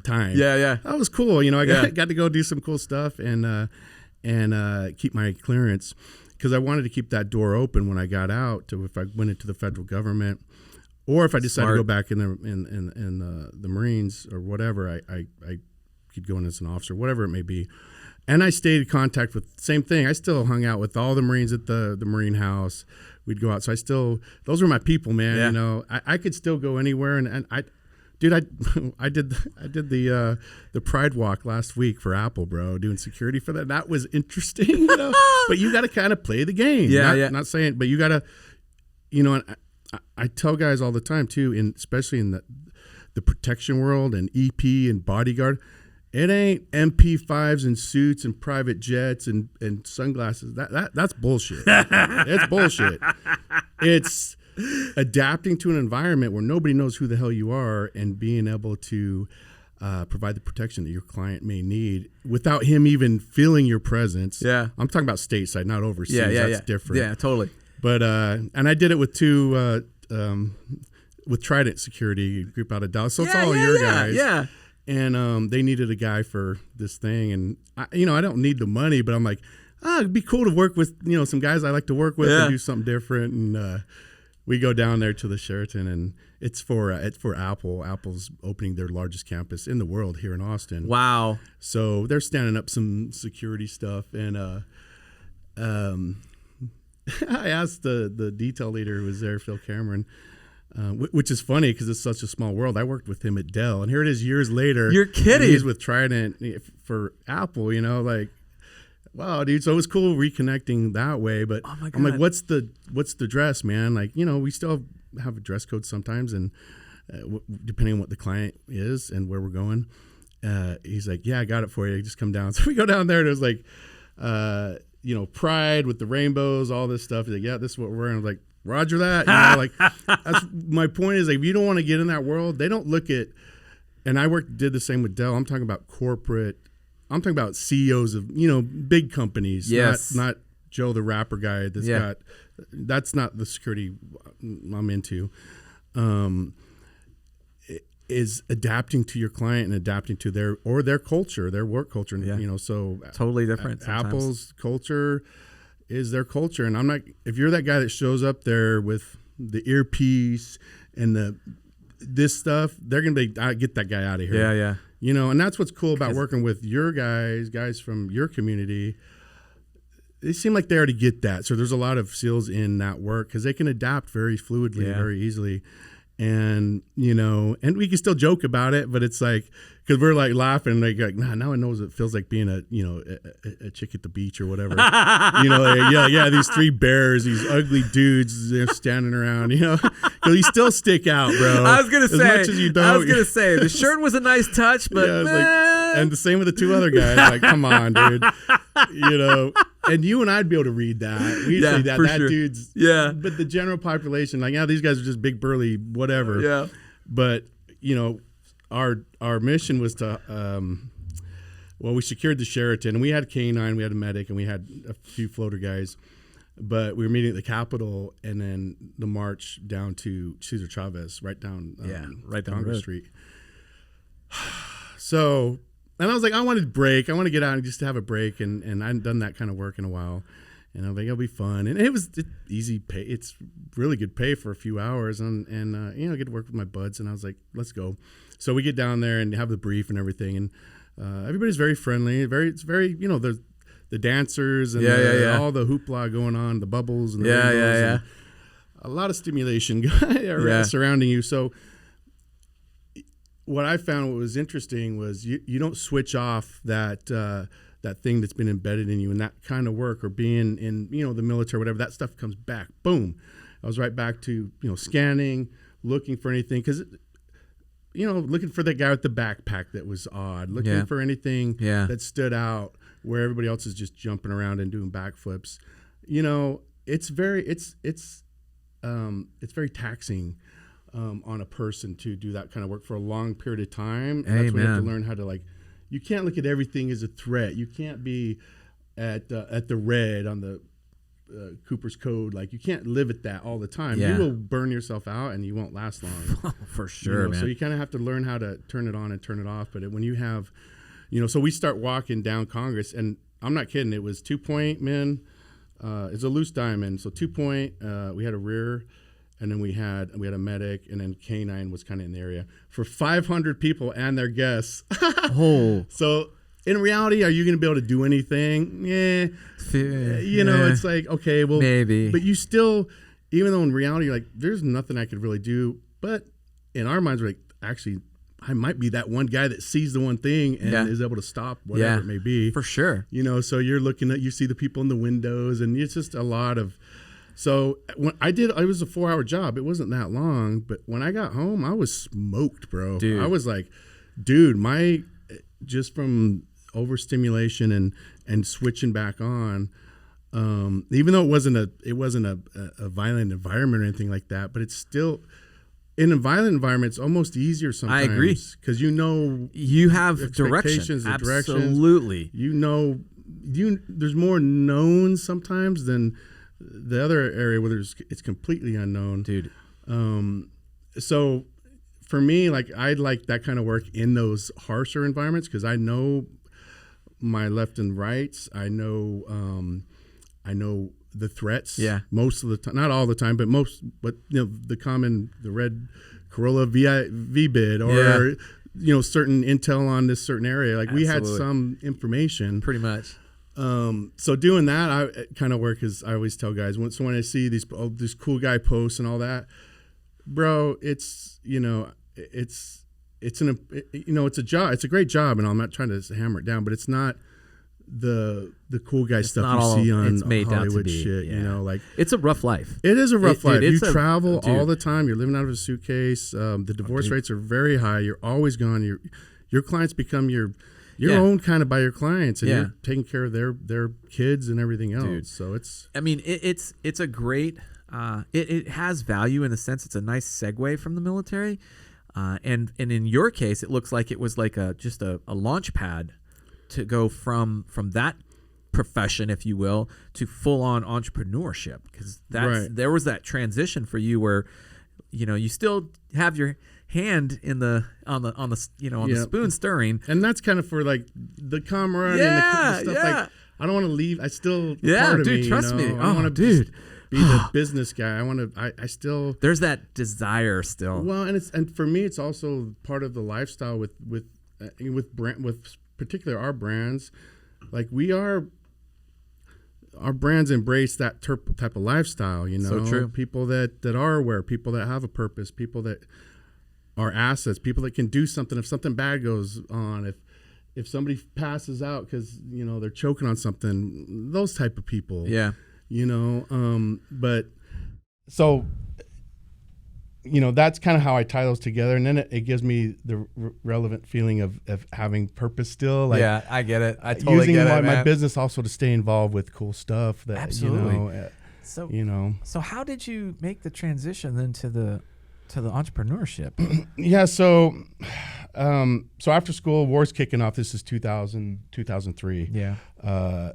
I remember it was I think it was DynCorp. It was in Tel Aviv that motorcade got blown up. And I remember that. Yep, it was pretty significant, and they had intel on that movement and everything, and they've been told not to go down that road numerous times. And actually, I lost a teammate on that one. I know there were some SEALs on that team. And I just was applying. So I got out. I'm applying everywhere, dude. I'm applying with the agency, Secret Service, Department of State, DOE, Department of Energy. I'm applying for all of them.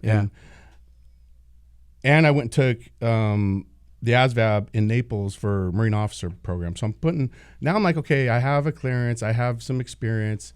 I have my college. Now I want to find the right department that I want to work with. But can I get in? A lot of them's. The agency is I don't know if you've ever gone through their process, but it's very strange. You sit and have these interviews, and you can't read anything, and you're like, I think I'm doing okay, and they don't tell you when you're done, and then you just get a letter 30 days later saying, hey, thanks, but no thanks type of thing. You're like, damn, I thought I did pretty good. And when you talk to other people in that world, you just don't know what at the time they may be looking for. So true. It could be the person that's interviewing you, but they have a system. So I'm like, okay, cool, that's not meant for me. And I'm putting in for all the other agents. The stool samples, the bureaucracies of getting in. The application process is very stringent. SF-86, all that stuff. So that deters a lot of dudes. Like, man, the polygraphs are like, fuck, man. And it's like, and so I'm getting frustrated too. And at the time, left Rome's 2003 back in D.C., Maryland and D.C. I'm working at the State Department building. I'm living in Baltimore, commuting to D.C. to work do security at the main state building in D.C., which sucked. Yeah. But I was like, I needed something.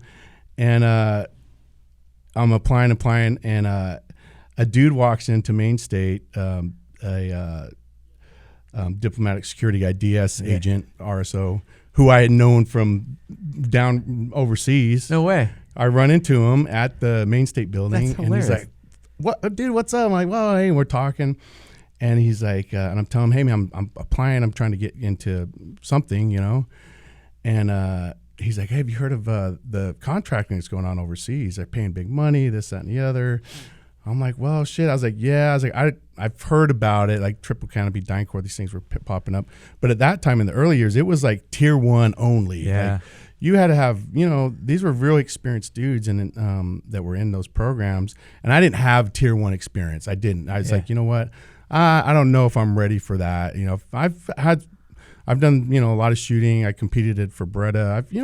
I could do the job, and we do a lot of room clearing stuff at the embassies. We clear those embassies. So I could do, a lot of stuff that was required to go through that school. And I'm like, he's like, just apply and see what happens. So I applied, and I'm like, fuck, okay, got a school date in Fredericksburg, Virginia. It was Kroll at the time. I remember Kroll. Them. Yeah. And they were there wasn't a lot of the companies like that back then. No. Not like it is now. So Kroll was like, oh, and it was known as a pretty good school. So back then, if you get there, and first thing they do there is you go to the range and they see if you can qual. There ain't no like, let's train, like, let's go to the range. Yep. Here's the qual. Here's your weapons. It was Glock 19 and M4, I think 203. SAW. Yeah, nice. So you had to qual on all those under their qualification course. So if you didn't pass that, you're just gone. Don't even bother to get comfortable. Cool, made that, and I saw group of dudes go. I was like, oh, okay, cool. Did that, and then you do CQB.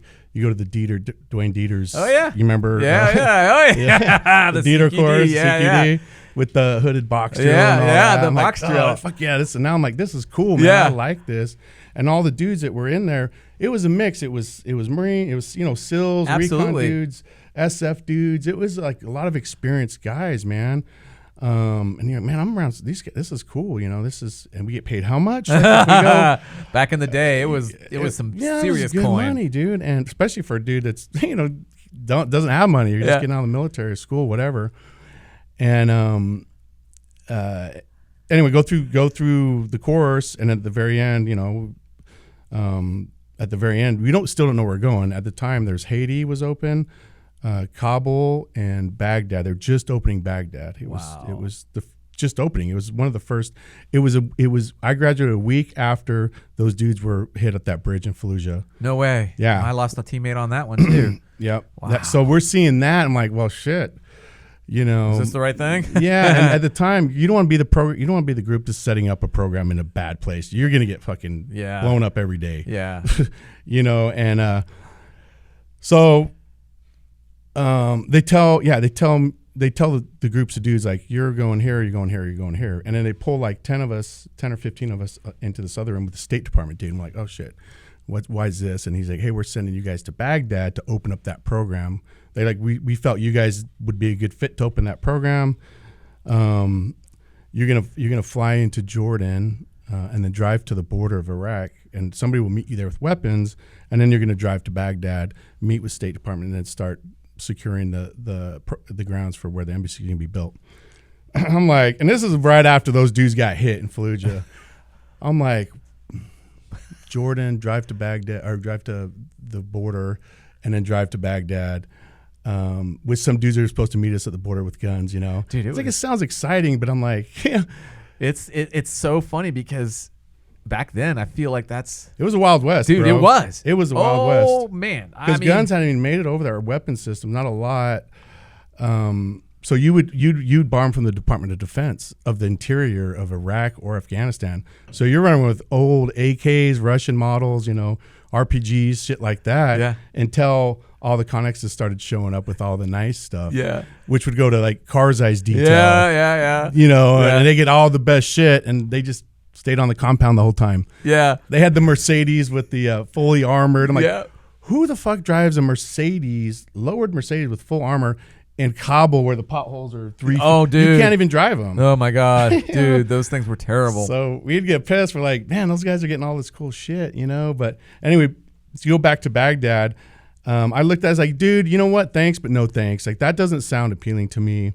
In the beginning, it was going to be Haiti. Haiti was where we're going to go. And then at the last minute, so me and all, you know, the other, we're like, this is kind of sounds fucked up, you know? And it's, so we go back home. I was living in Alexandria at the time. And, cause we're like, we're good unless you got something else, you know? And as you learn in life, there's some gambling poker in life. Oh yeah. There's always, if you've already made it to a certain part within whatever it is you're doing to upward move into a business, whatever it may be, but you've already excelled to a certain point, those people are going to come back and say, well, okay, it's just like negotiating sometimes a contract or buying a home. Like they asked for 500,000, asked for 400,000, they came back, said no.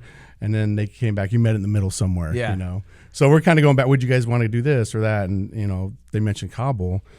I'm like, all right, Kabul, you know, we talked and I was like, that sounds a little bit better situation. The palace was set up. The embassy was somewhat set up. I think they had a detail there for the ambassador at the time. And Karzai detail was all set up, which was all in the same vicinity. But the problem with Kabul is you had to live in town. You had to live in houses. You're not living on a base. And that's the first thing I learned is doing that kind of work back then. There ain't no helicopters or there ain't nobody coming. Dude, it's like you and it was like the Wild West. You load up with some dudes and like, where are we going tomorrow? You're going to Kunduz. Where's that? That's a 8-hour drive. We got to go through the Sling Pass and places Americans haven't been. I don't know, a long time. The Russians came through the Sling Pass to get down into Afghanistan from Russia. And have you been in the Sling Tunnel? Yeah. It's eerie. I've been in the tunnel. You know, it's 12,000 feet. 12,000 feet. It's dark. It's this long tunnel, and they used to lace it with explosives, the Mujahideen, when the Russians would come down. So there's tank parts everywhere, and it's just eerie, man. You know, we're like just big stuff like that, you know. And there's like, okay, but I'm with really good dudes, that, you know, that know their shit, and we'll figure it out if something happens, you know. So, so I ended up going to Kabul, Afghanistan instead, and I loved it, dude. I loved those environments. Dude, I like being out in the middle of nowhere, and like you just don't know. Every day's different, and it's again that sense of, okay, cool. I got the adventure back. I'm back with people I like to be around. Yeah. And I don't know. You probably felt the same way, but I felt more comfortable. I felt more at home in those environments, like in a bad place. Then walking down 6th Street, I'll get fucking I'll get anxiety down there. When in those environments, I'm like, dude, I can completely relate. I mean, I think, you know, we were probably really close in time period there in Afghanistan being together. And I can remember it was Wild West, but there was also this sense of calm for me. You know, like I was obviously, it was beautiful, the mountains and stuff everywhere. Just like, wow. And I was like, okay, you know, but I was like you, I was with a good group of guys. We had a good mission. We managed to scrape together what we needed to make, you know, ends meet, basically. I remember assembling all the fucking furniture, pulling blue and gold while half the team is assembling furniture, the other half's on the walls, just kind of going to buy. Remember the blankets you'd buy at the market, like those thick red with the flowers with the mountainscape. Yeah, and they're real soft. Yeah, they were. So I can, dude. I mean, it was a good time, and like the biggest takeaway that I have from there, and I think that helped me to really kind of also expand or evolve as a person, was I had become so accustomed to having, you know, the big Navy supporting. And when I went in as, you know, after I left the Navy, we didn't have anything. And it really taught me the importance behind, you know, making do with what you have. And, you know, you could bitch and complain and moan and all that other business, but you still have to do the job. So it really doesn't matter at the end. What matters is that you get it done with whatever you have, with whatever means available. And that, like, I'm not going to say that I got a little bit spoiled in the Navy, because we did have so much available to us, but I appreciated the experience, because it got me to recognize, okay, there's going to be times when I don't have everything that I need, but I still need to get it done with what I have. And like, when I moved into the business side of the house, I felt like I was playing from the script of after the Navy than more during the Navy, because what I learned after the Navy was really kind of like starting the business was like, so much stuff that I was like, again, the Wild West. Wasn't very organized, wasn't very disciplined in the beginning. It took a long time. It just reminded me more of my time after the Navy in Afghanistan than actually during the Navy, like trying to start the business and get successful with it. So like starting with nothing and turning it into something. Exactly. So starting a business, like not having the capital that you need, not having the assets, not having the dude, it's a scary and hard thing to do. That's why 99% of businesses fail. Most businesses fail.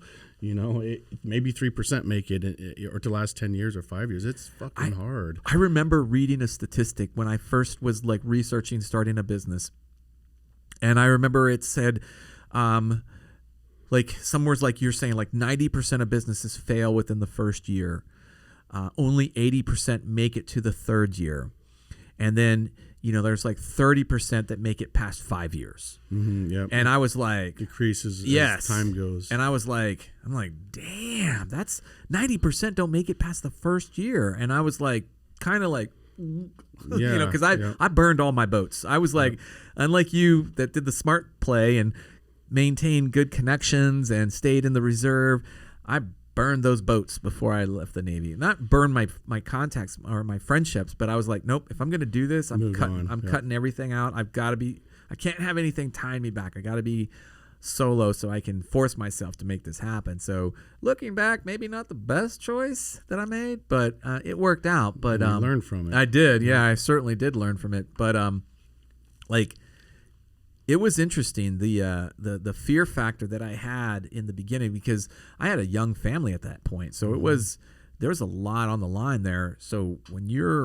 if you're looking at being an entrepreneur, I tell people, I've heard you say this before, you will work more, you will work harder, and you will work longer for yourself in that entrepreneur business than you will for anything else. Any other kind of like business-ish kind of thing. You go to work for a company, you're going to work hard, but there's parameters. You're working a 9 to 5 or whatever that case. When like the off switch is there. Exactly.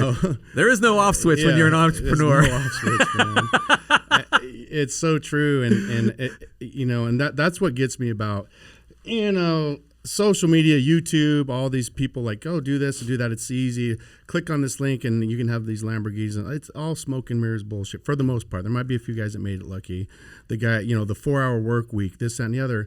That sounds great, man. And maybe that works for you in your life. And maybe that person who wrote that book had made it to that point. Yeah. But I guarantee before he did the 4-hour work week, which I still don't believe in, I don't. Yeah, I don't either. But maybe it's a thing. I just have not seen it. But for them to get there, how many hours, days work did it get for you to say that to somebody? Which is a little it's a little off-putting, because you're an entrepreneur coming up. You're like, man, I'm certainly not close to no 4-hour work week. Not at all. So you might feel, feel a little down about it, whatever it is, but that's not reality, man. Like, you might be able to our goals is to get there, like to the payoff to where we can really enjoy our time through all of our work to build this thing. And that's what it is. It's building, it's planting seeds, it's watering them. You don't fire and forget. You don't plant a seed in there and walk away. You have to keep on watering that thing and cultivating it, pulling the weeds out that seep in. Just like in life, every angle there's something coming to snatch it, man. There's something to come to kill that seed.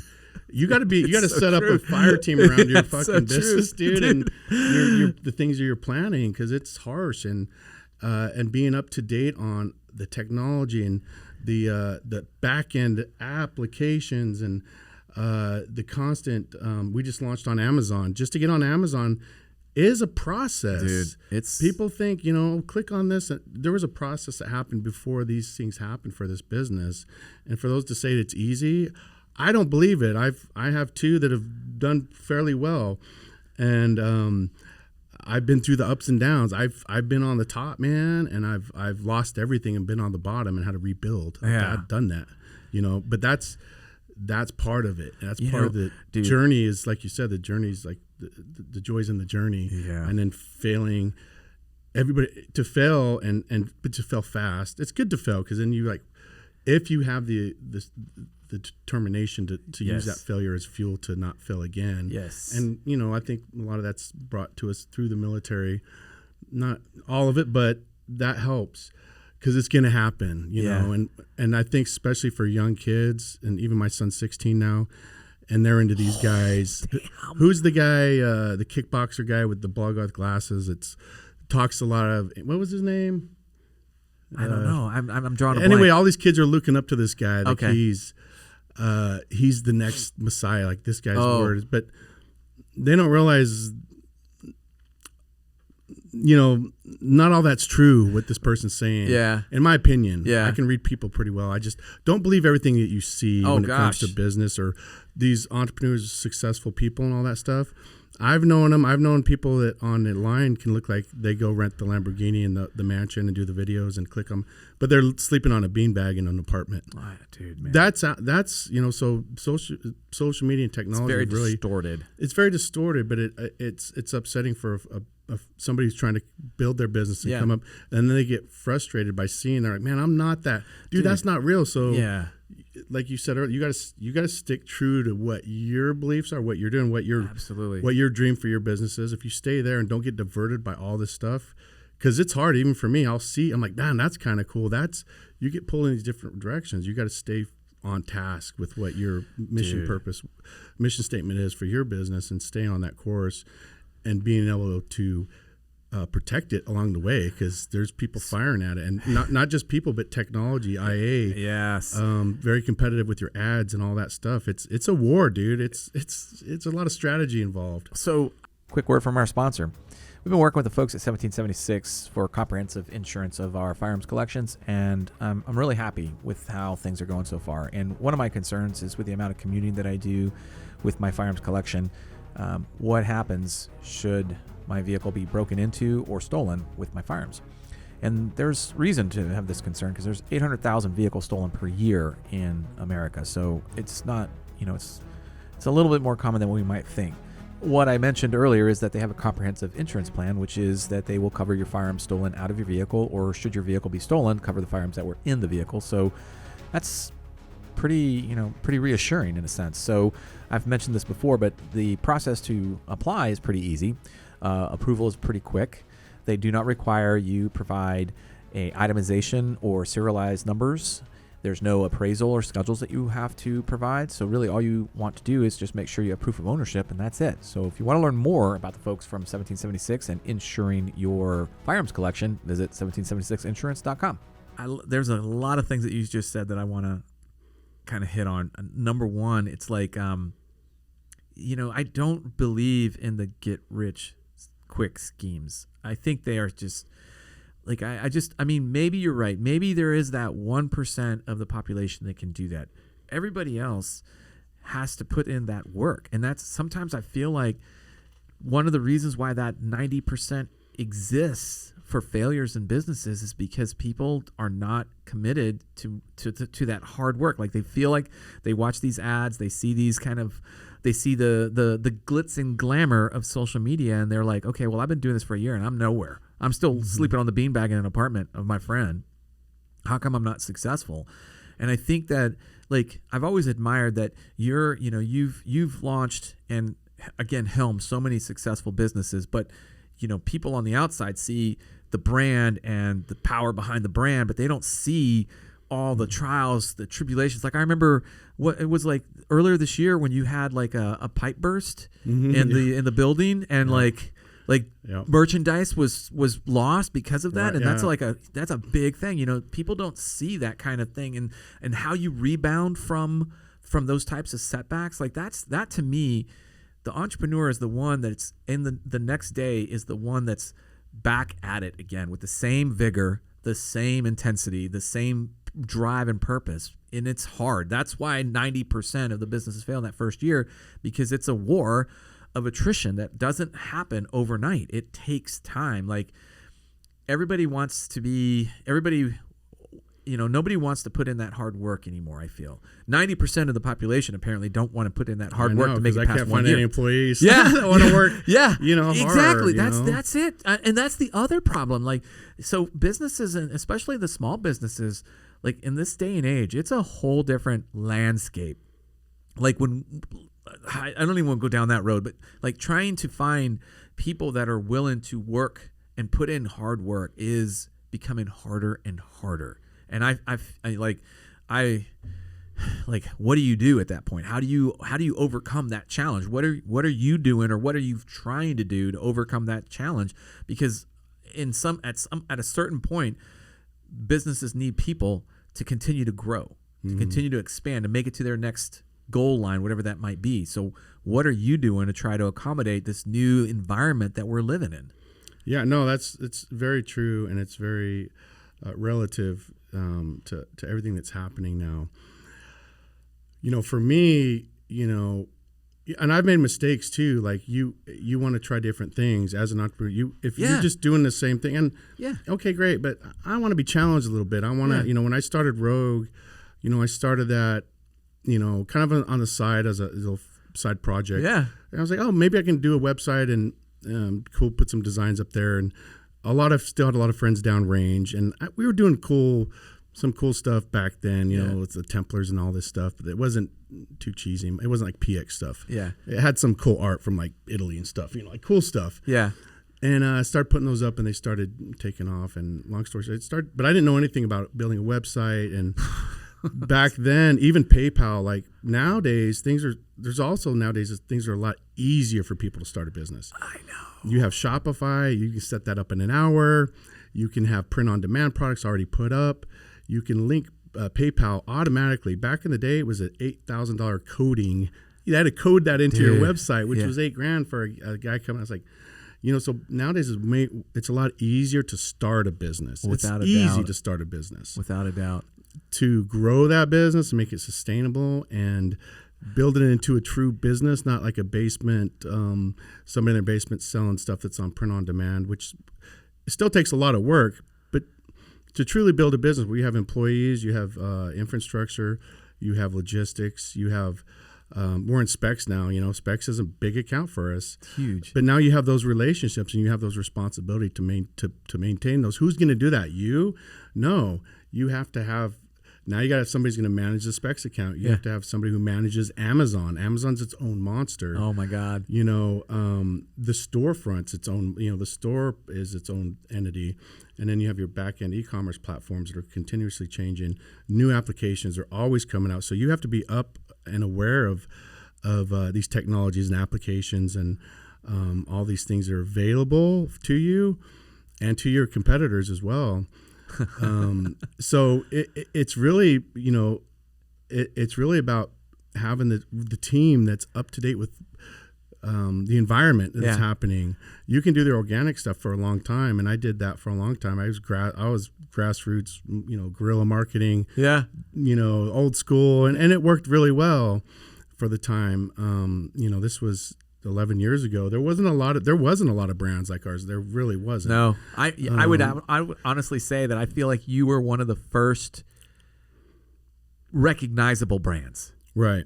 Back from when you started. I feel like a lot of others came along after. Right, which is great, But so at the time, it was still kind of new environment. Yeah. But it was a great environment because, dude, I was killing it. So this time I'm out now. I'm working for a client here in Austin, for a CEO and a family. And I've been there for 8 years. It was a great gig from a dude coming overseas, to stateside work, and I was making well over six figures. I was staying in the best hotels in the world. I was, for guys like us, like this is pretty nice. Yeah. You worked long hours, and you were responsible for your clients and stuff, but you won't have to worry about things that you'd have to worry about overseas. So there's, a balancing act. It's a balancing act, and I was gone a lot too. You know, I was gone a lot. Like I say, it was great money.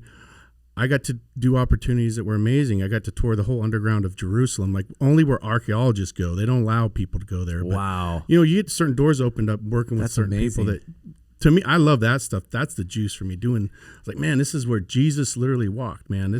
I want to know more about this. And I looked at the value in that over, you know, fuck, this sucks. We got to stand out here for 16 hours. Yeah. Like, dude, that's cool. I'm never gonna be able to do this again. Or, yeah, absolutely. You know, and you're working alone a lot of times, you know. When I would take one of the kids to a overseas school project for 3 months, it was just me, you know, which I like to work alone. It's kind of, you know, in some ways, some aspects, in that line of work, depending on what it is we're doing. But in that specific, it was nice to kind of be away from the flagpole, and you're on your own. You got to make things happen. I get it. You know, it's kind of a challenge. So I get a phone call from my manager. It was a global meeting with it was Dell at the time. And he's like, hey, your name came up in a global management meeting. You know, I'm not talking about from India, China, global management. Holy shit. And I was like, okay, what's that? And he goes, you have the highest amount of overtime in Dell history. I was like, hey, bro, you send one dude with the 19-year-old to Italy and Spain for 6 months.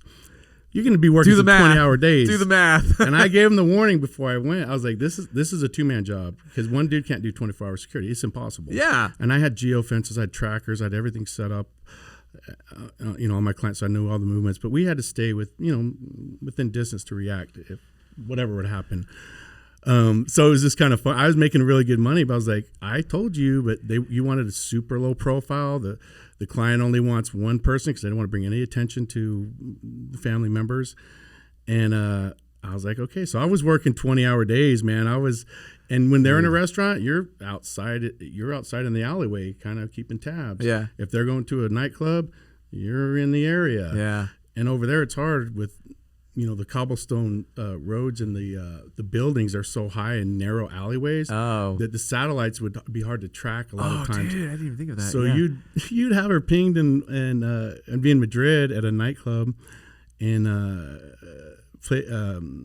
Piazza Mayor, and then you'd have the shitty side of town where we'd already done our assessment, so we knew the areas they probably shouldn't go, and you'd brief them not to go there. But sometimes they want to go there. Yeah. And I would see the alert go off for 1 minute it's here, and then ping, I'd start getting pings, and that this area of Madrid, it's not a good place. Oh, man. I'm like, fuck. And it's like 3 a.m. I'm God damn it. I'm trying to call the person. I'm like, what if he snatched her and threw in a car, and they're so all these things start going through your head, you know. So I'm like, all right, boom, let me find a taxi. Hey, take me to this area.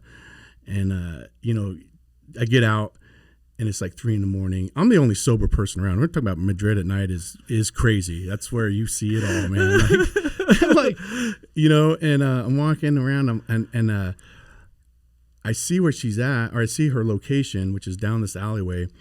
And as I get out of the car, the taxi, you know, and you know this, and a lot of other folks, you know, that have been around, you do as the Romans do. You don't want to stand out. You don't want to be the tourist guy in a bad area, because those are the ones that get robbed. Yeah.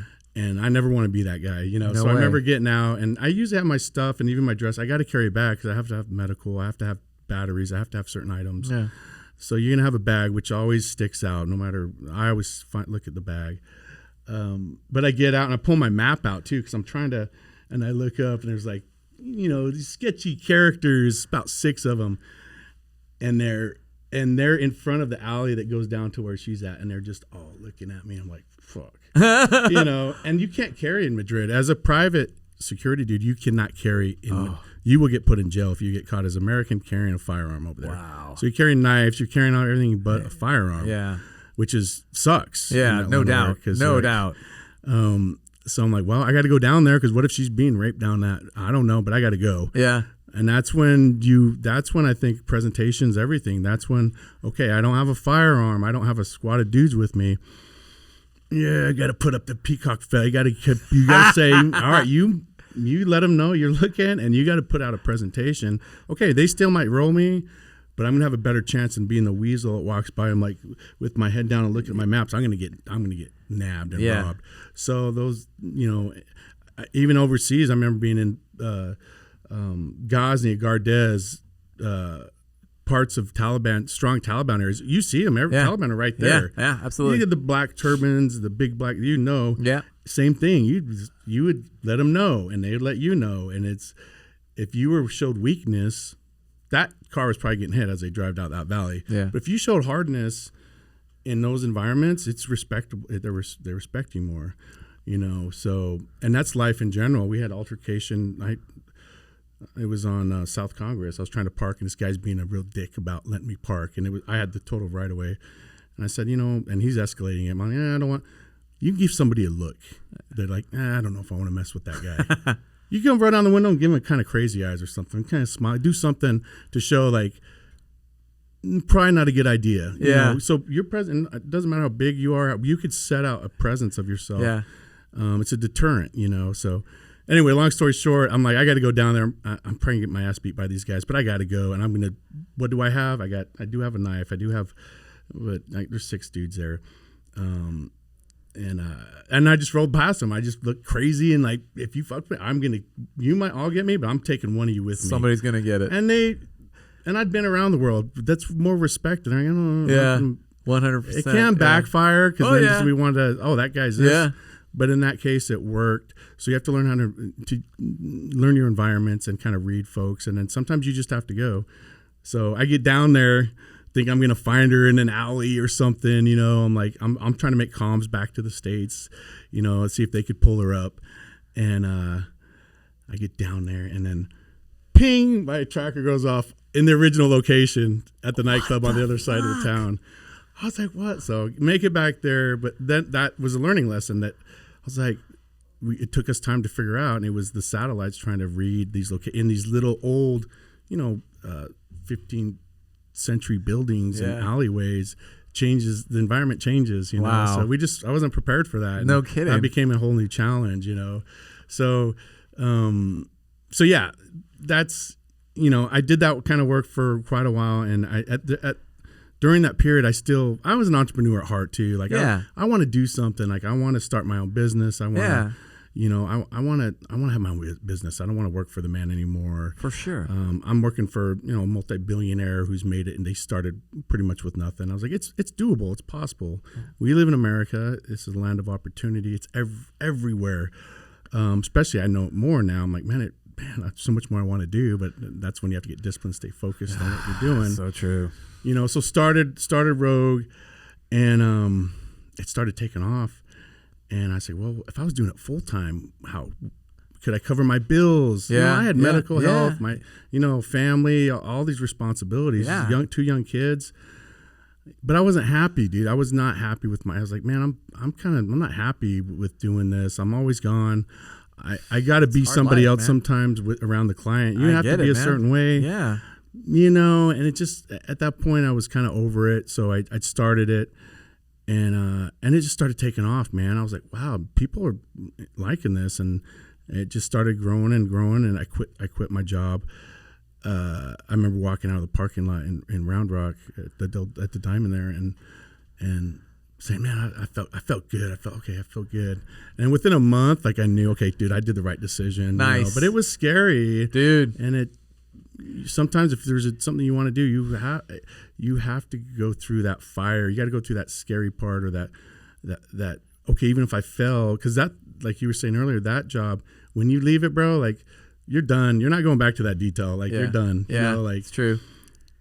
At least that's how I thought about it then. And plus, I looked at it like burning the bridge. Like, okay, burn the ships, man. Burn the ships, and there's no going back. I'm going full in, 100%. Yep. I'm going to make this work. I was going to, and at the time I was by myself. I'd go to like little CrossFit events, and set up a Coleman tent with some stuff and just start talking to people. Yeah. And it just started growing and growing. I hired some folks, and eventually I moved. I was starting my garage to my first building, second, third, fourth, which which is one now, which you were one of the first guys that came in when I was working on it, which is I funny. never forget that, man. Yeah. Because I used to drive down that road, and the building was always a really nice building. And it kind of, I don't want to say it didn't fit the surrounding, but it didn't. It definitely stood out. It stood out. It stood out. It had nice. It had nice look. It had nice kind of feel to it. It was definitely different. And I remember that. Like I saw your logo there, and I was like, "Whoa!" Yeah. I literally I turned around, and pulled into the parking lot because I was like so excited. I'm like, "Dude, you're like right down the street from me." You're like, "I was just at Saigon Cafe, my favorite." Yeah, place. dude, that's exactly where we were going. In fact, we Andrew and I went there a couple days ago. We were right there. So. Yeah, but you were one of the first guys that walked in that shop. That was, and I was like, oh, this is kind of funky. I was like, it looks like an old saloon.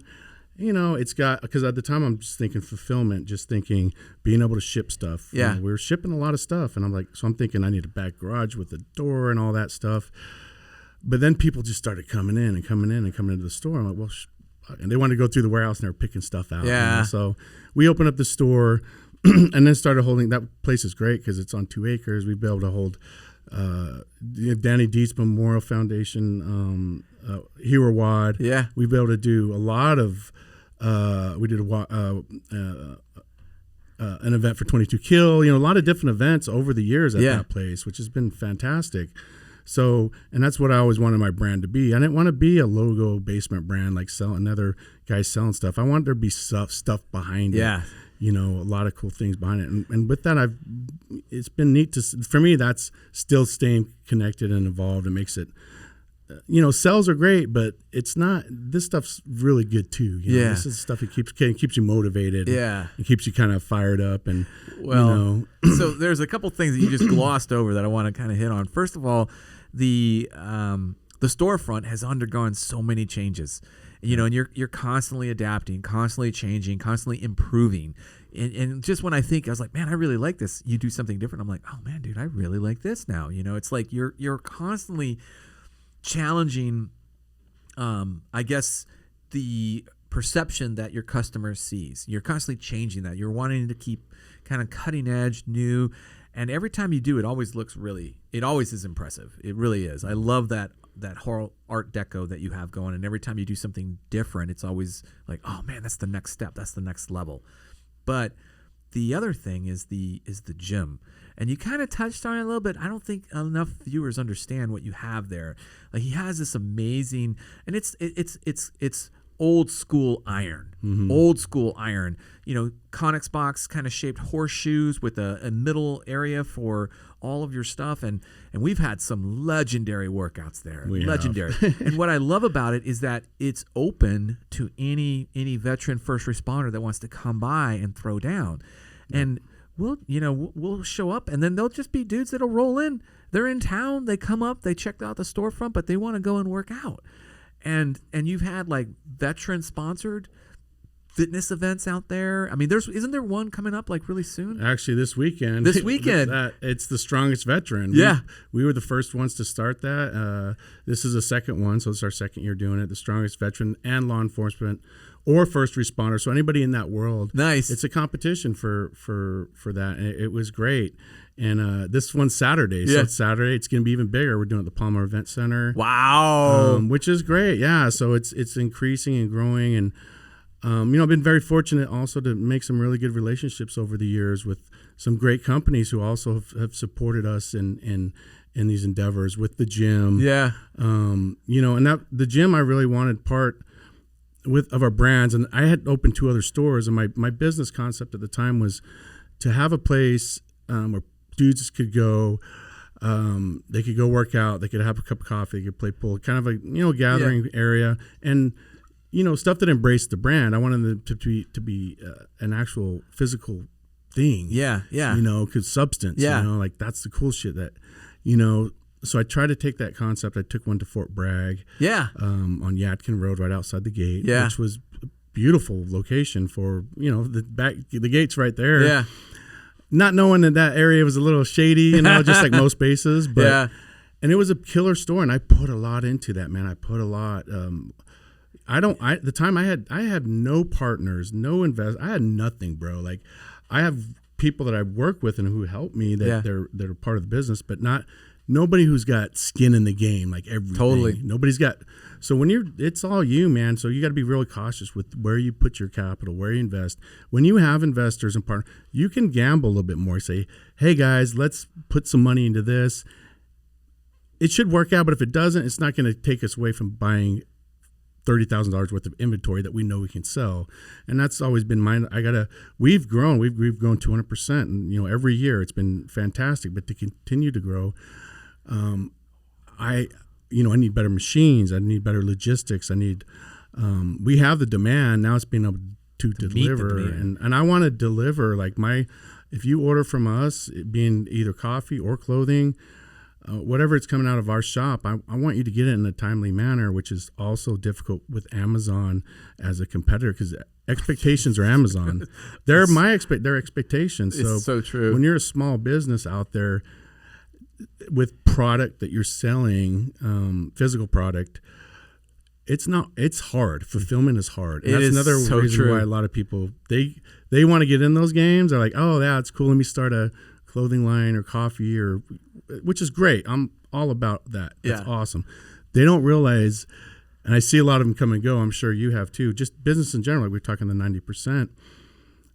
They realize how much is involved with delivering that product to that person and making that person happy, and then on top of that, making that person want to come back and do it again, and or tell their friends. Exactly. That's not a magic. That just work. There's a lot of things that happen for that. Brand loyalty it's huge. And I think that's one. Like if I had to look at some of the elements that have led to your success, I would put brand loyalty really high. That is something that you farmed that. You went out there, tilled the land, and planted the seeds, and you were out there, like you said, protecting that field, and that in turn brought you that brand loyalty that they keep coming back to you. And that's the secret in some ways, is to create that level of brand loyalty even amongst a really uber competitive field. I remember getting in when I got into the clothing, just other businesses, not even clothing or veteran business or anything like that. They're like, clothing's the hardest thing to get into. Restaurants and clothing, totally don't do it. Yeah, it's so hyper competitive. But and I felt I had something different at the time. And what's been neat for me is that loyalty. And it's amazing to me. If I travel and I see somebody, I always go up to them, say, "Hey man, thank you for your support." If I see them in a shirt or something at the airport, it's always somebody. Or I run into somebody, or I see somebody, like that's the exact kind of person I like to see in my stuff. Yeah. I saw a cop in Albuquerque. She was getting out of her cruiser, and she had. I did a shirt for Arian Torian's family. He was killed in 2011, Marine, and we helped build a schoolhouse for his children. That was his dream. So we did a shirt called Hammer of God for him, and then all the money from that I remember went to his family. I gave the check to his wife. And that chick, she was wearing the shirt and she had her gun on.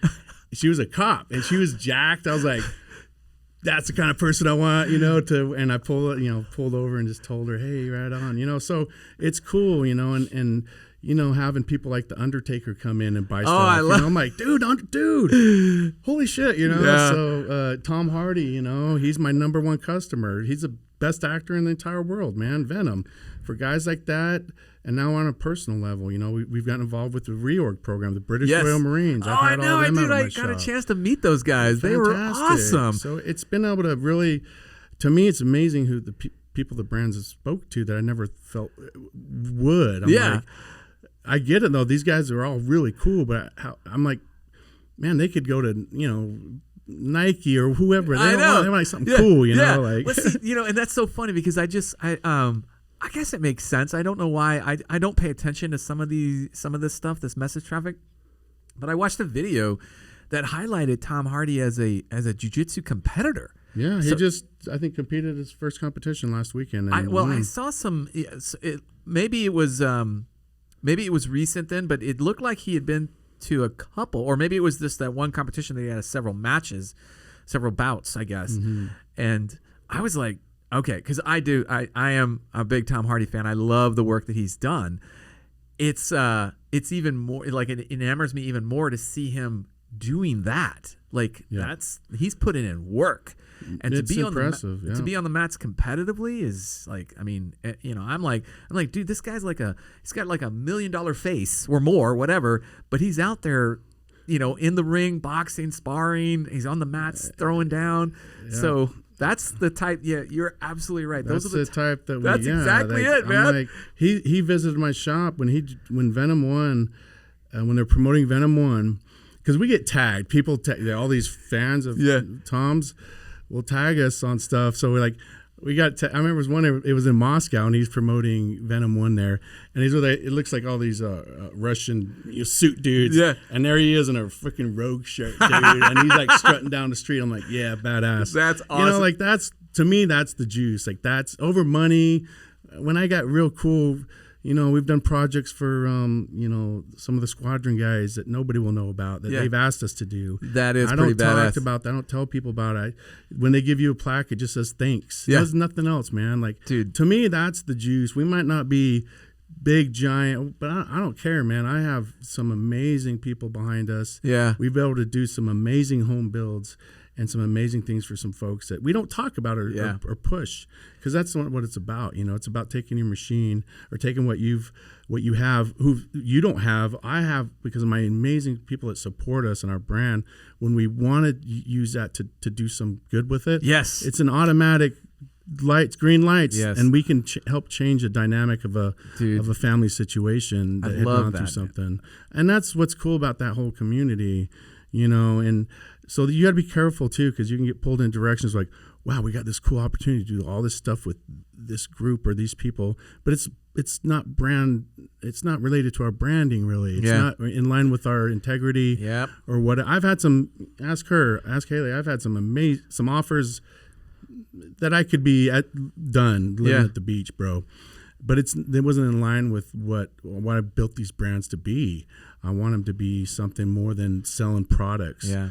I want them to be able to do some good stuff with it. But I think that's also the reason why you are successful, is because you have stayed within that. You followed that directive. You stayed true to that directive. And as a result of that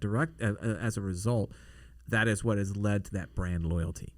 People recognize that. People feel that, in what you're putting out. It's really humbling, man. It's really, and trust me, we've made mistakes, and we've probably pissed some people off along the way too, which is going to happen. I tell you can't make everybody happy, but if we make a mistake, like we make a legit mistake on, delivering a product, where we're gonna fix it by 3. We're gonna tell them to keep it, send you a new one, and then give you some extra stuff, or just we're gonna fix the problem. Yeah. I remember the company was out. I won't say any names, a few years ago, but his customer policy was like, "You don't like me, fuck you." Like, it was this whole thing. I'm like, like that's just not cool to me. Like, and it was his niche. He had this thing, but I don't know. It's just not. It's not our thing. Like, if you support us, like, first of all, I know you're a hard worker. Yeah. I know you work hard for your money. If you're spending your money on my products, I want to give you the best. I want to give you value for your 100%. Money, because I appreciate what it took for you to get that, and that you're spending that with me. Yeah. I want to make sure that you get what you want. Absolutely, man. So that's really important for us. In our coffee, we've had some interesting folks come to us wanting to do some business deals. But with that, they wanted to change the profile on how we roasted, where we're getting our beans. Oh, yeah. So instead of getting them from Ethiopia, which are the hardest and most expensive to get in the world, where we get them for certain blends, or you can get them from Mexico, which I'm not saying are bad beans, but there's a difference in getting them, the taste, the quality, and the pricing. So, for instance, these guys wanted to do more of that. Get the easy beans that are cheaper, and then do the basic type of roasting, which is much cheaper, more efficient, all this stuff. And they're like, basically, I can just go do what I want, and they're going to run all operations and blow it all up, this, that, and the other. So last day we came down to sign contracts, and we'd been negotiating for a good year, because at that point I'm like, I'm ready to expand. Like, now I need some capital investment, some folks to help come in to really get to that next level. Because I've taken it as far as I can't go. Not just me, but me and my team. Yeah, we've taken it Yeah. which I'm incredibly proud of. We've taken it as far as it can go without any outside investment or anything like that. Yeah. But I also have to learn to let that go and say, I got to say, you could do a lot more when you that's the key. Bring in those powers. Yeah, that's so true. So I started, but it has to be the right ones. Correct. If it's going to change the dynamic of your entire brand and your quality and stuff like that, but it'll allow you to walk away golden. But all that loyalty, all those people, to me is more valuable because they would know immediately, like, this has changed. Yeah. And I'm like, I'm not going to be that guy, So I've had to back off on some things. But with that, when you're doing trying to do some good and you're trying to give back, study any great CEO, the great one. I'm talking, ones on that level. Yeah.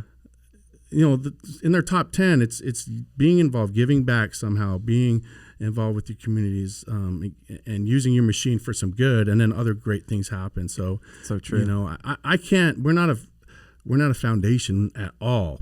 We're gonna help out where we can, but it's kind of funny, not funny, but once you do open that door, if you see the emails, we get hundreds of emails a week. Hey, and we try, fire departments, police departments. They have raffles. We try to do as many as we can. Yeah. But it's like we still have to run a business. There's bills to be paid. You have to be careful where you do that. It's easy to get sucked into that because part of me wants to give back, and that is a directive that I try to do. I try to do some pro bono work where I can. But then I realize I'm like, oh my gosh, there's only so many hours in the day, yep. And each of those hours is a demand, and so you can find that balance, and it's true. And I tell my kids too, it's little things. It's not even monetary. It could be a little thing like helping somebody, open a door, or helping them cross the street, all the old school stuff for sure. And if you have a few bucks in your pocket, I try to never give money to anybody that's like, begging, whatever. Yeah. It just doesn't. It depends on the scenario, but I'll usually, if I see someone I could tell struggling, but they're not asking for, I'd just be in an environment, and I could tell that person, you go over there and give them a little something, and that's been kind of my new thing, is trying to find somebody. I try to every day, but at least once a week, see somebody that's down or out somewhere. We see them everywhere. There's going to be somebody, or their car is broken down, or they're fixing their tire. You can help with that, Sure. And then good things are going to happen. I guarantee it. I 100%. So it's just, we just need to get back to more of that, I think. But giving back is a key principle to living a good life. Right. It really is in some way, shape, or form. So let's start wrapping things up. I got one final question for you. What is the biggest takeaway you want for the listeners? I would say, kind of, we touched on this today, is not forgetting who you are inside. Yes. Embracing that.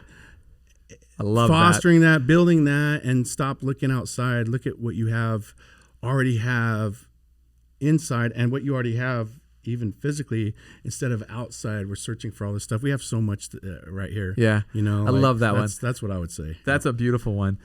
All right. Well, where can folks learn more about you or merchandise, product? Give us the deets. So we're on rogueamerican.com, Great. invadercoffee.com. Our storefront's here in Austin, Texas, out at Hudson Bend. We're open from 10 to 4 usually. So nice. We're on all the social media platforms. You can find us there. I have my own podcast called Going Rogue with Wes, which Jeff was, I think, my second guest after Tim. Yeah. So it's kind of cool. Yeah. I'm like, dude, I got to step my game up, bro.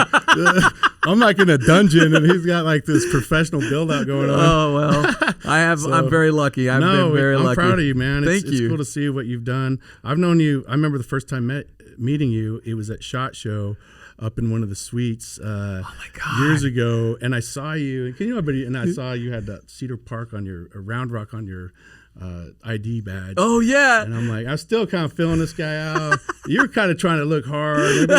I'm like, this fucking guy.